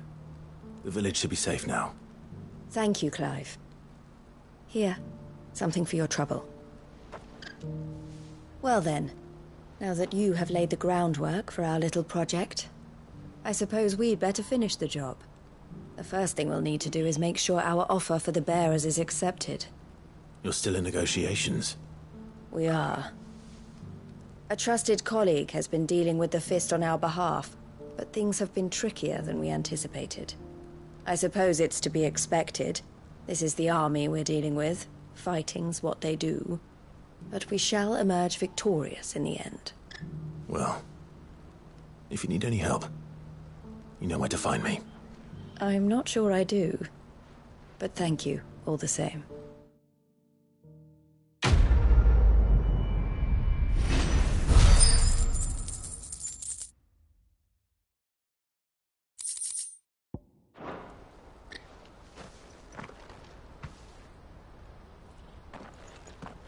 Ah, Clive. You wanted to talk? The man I was watching earlier, the one speaking to my sister. He represents the Silver Peak Consortium. It's one of the bigger trading houses. I don't think I've heard of them. Well, every trader in Dhalmekia has. They operate across the length and breadth of the Republic. And they're still expanding. They've been trying to get Eloise to join their ranks for some time now. And judging by her reaction earlier, I'd say she had half a mind to accept their latest offer. And you'd rather she didn't? I would rather she did what makes her happy. And I would never deny her such an opportunity. Eloise saved me from slavery. And we have striven to save others like me ever since. But this was not the life my sister wanted, nor the one she deserves. I won't let her give up on her dreams again for my sake. She freed me from my bonds, and she must be freed from hers in turn. You're a good man, Theo. I have always been grateful for what my sister did for me, and I want to repay the favor by letting her live her own life. But each time an opportunity to do just that arises, she turns it down. For my sake. She loves you. And I love her. Which is why I want this time to be different. To show her that I don't need to be watched over anymore. Though I'm sure I'll still need some help from time to time. I trust that I can count on you. Always. Thank you, Clive. Well then, I had better get back to work. These bearers aren't going to move themselves. That's a job for the Crimson Caravans.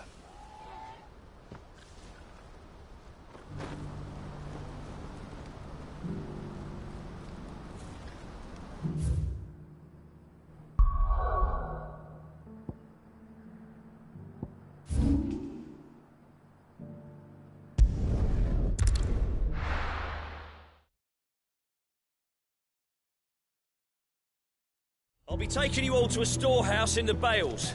Leave anything you don't need behind.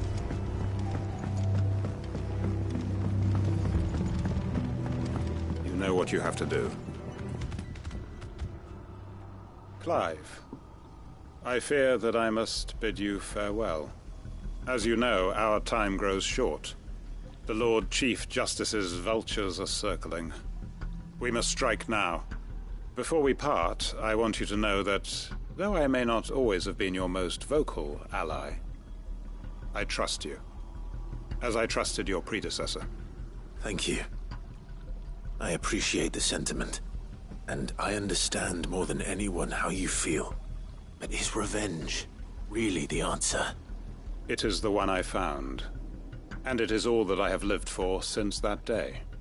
But what of Lostwing? Everything you've built. I built Lostwing to achieve this aim. Once it is done, the village will have served its purpose. My comrades and I are sure of our cause, and we shall fight to the last, come what may. But there are those among us who cannot fight. Children, the elderly, bearers afflicted by the curse. I would place Lostwing in their hands, if I thought it would do them any good. But a village home only to the frail and the infirm is not likely to stay a safe haven for long. And so, Clive, I find myself turning to you once more. Will you take them to your hideaway, that they might live even should Lostwing die? I will. Thank you. I will not have it said that I did not see to the well-being of those who rallied to my cause. The people I speak of have withdrawn to Gotan's Bales, away from danger in case the Black Shields strike. Understood. I'll make sure they get to the hideaway safely. Then the last of my preparations are complete. Fare you well, Clive. And may Griga guide us. All of us.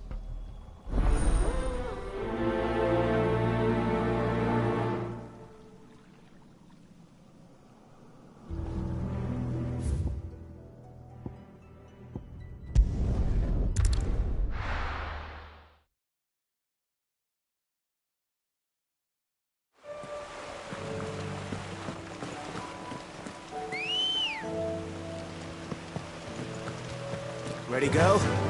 Run like the wind.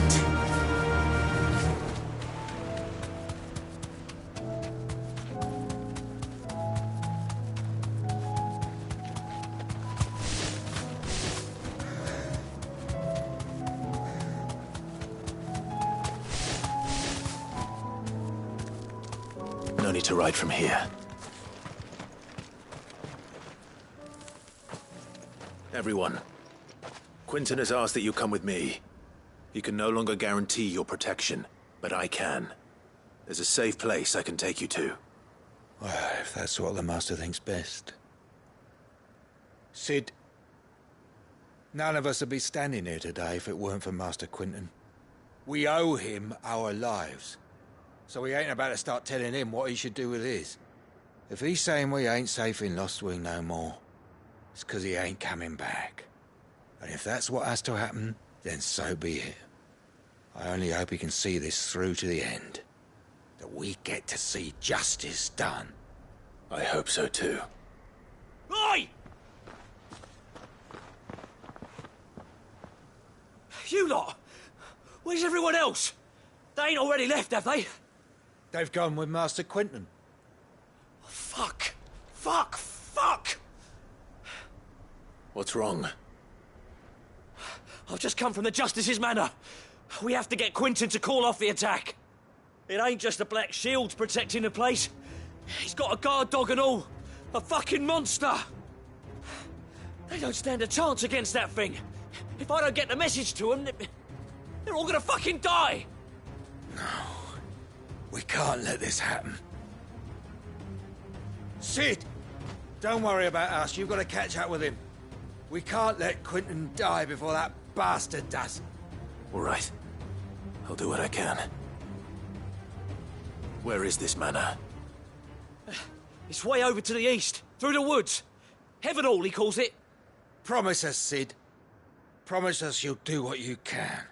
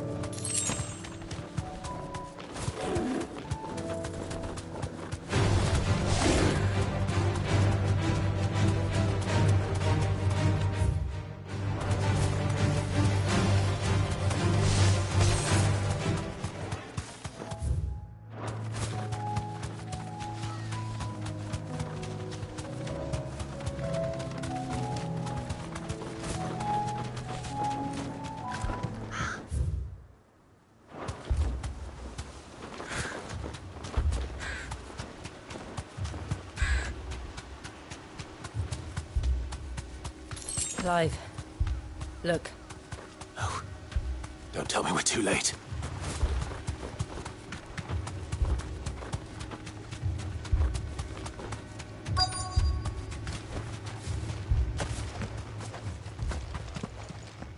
Quentin, are you all right? No. But I am alive.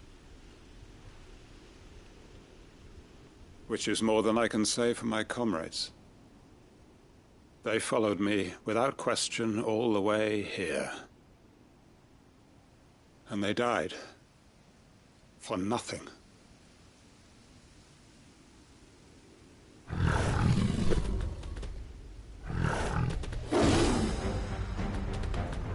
This must be the guard dog. Quentin. I'll hold it off. You go. But... your comrades didn't die for nothing. They died for you. Don't let their sacrifice be in vain. I won't. Come on, then.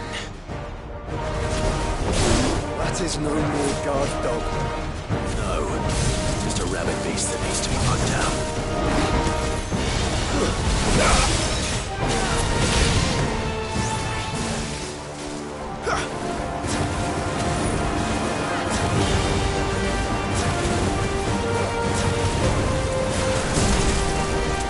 Too slow.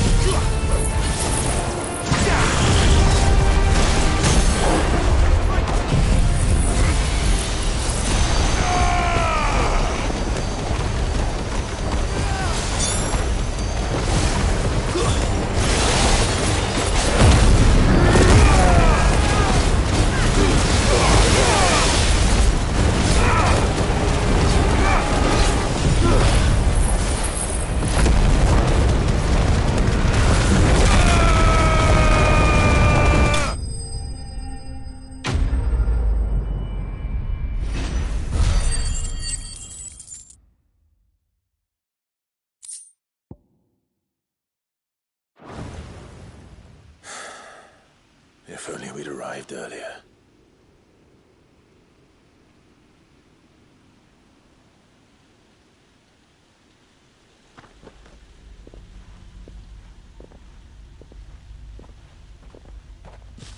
Is it over?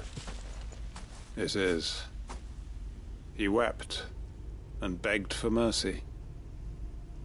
And I cut him from ear to ear. Just as I dreamed of doing all these years. All my plans. Building a haven in Lostwing. Freeing bearers from their chains and recruiting them to my cause. It was all for this. But what is this? Justice? My faithful comrades. All those lives lost. So that I might take another. Quentin. Master Quentin! Oh, thank Grieger you're safe. You're alive. And so are you.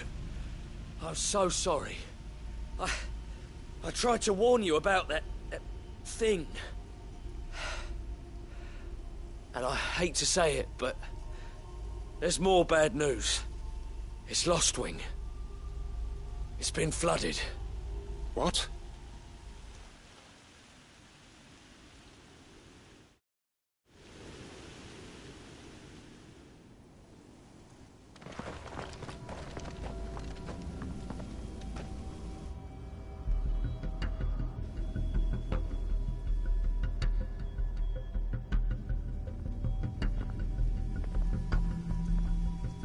Lostwing. My Lostwing. And look who's here. They must have stolen in after we left, just before the flood struck. What if there are still people in there? Don't be a fool!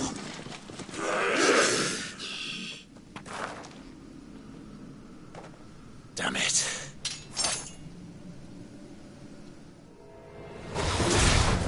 Quinton's not going to last long in there. Then we'll finish this quickly.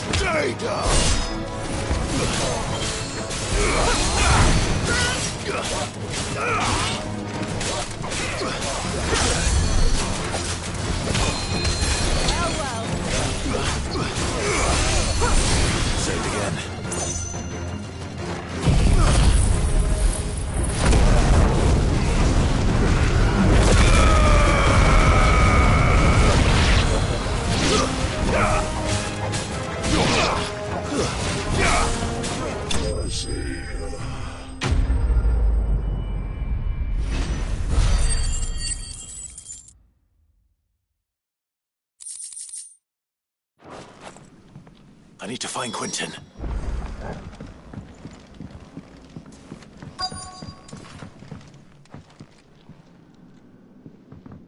Quinton! Quinton! Look at me! Thank the Founder. He hasn't turned. I'm going to get you out of here.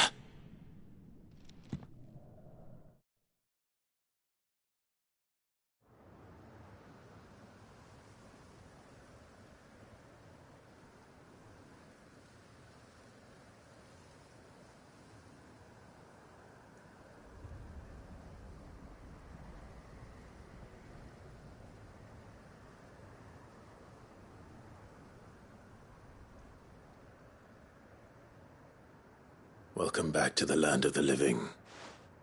Is Lostwing? The flood has filled the valley. I see. Then all is at an end. A strange way to achieve one's life's ambition. No, Master Quinton. Save your strength. Why?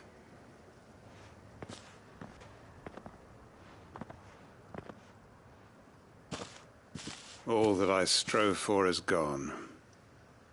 Only emptiness remains. I have nothing left to live for. What the heck are you on about? You've got us, ain't you?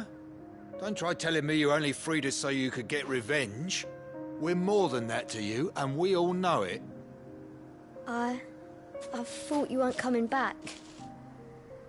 But I prayed, and you did. There's got to be a reason for that, right?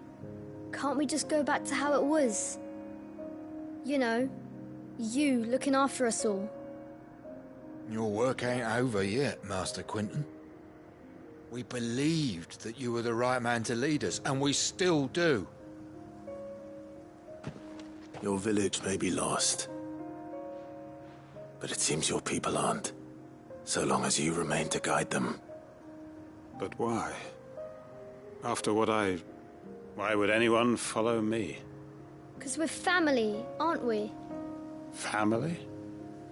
Yeah, and all our comrades who went with you, they felt the same.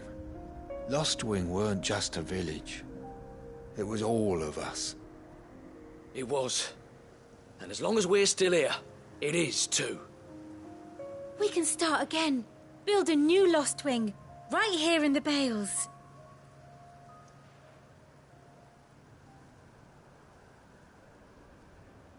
A fresh start. One life ends, and another begins.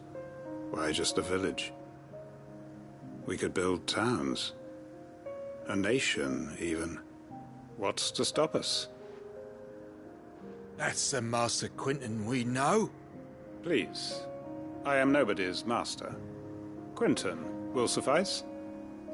After all, we are family.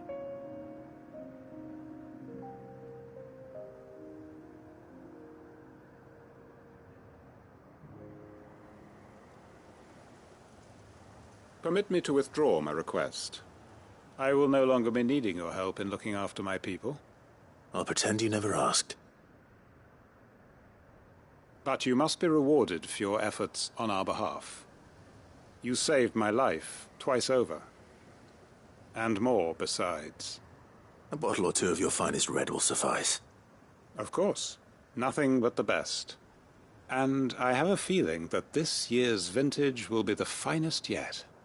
If you don't mind waiting, that is. I look forward to it.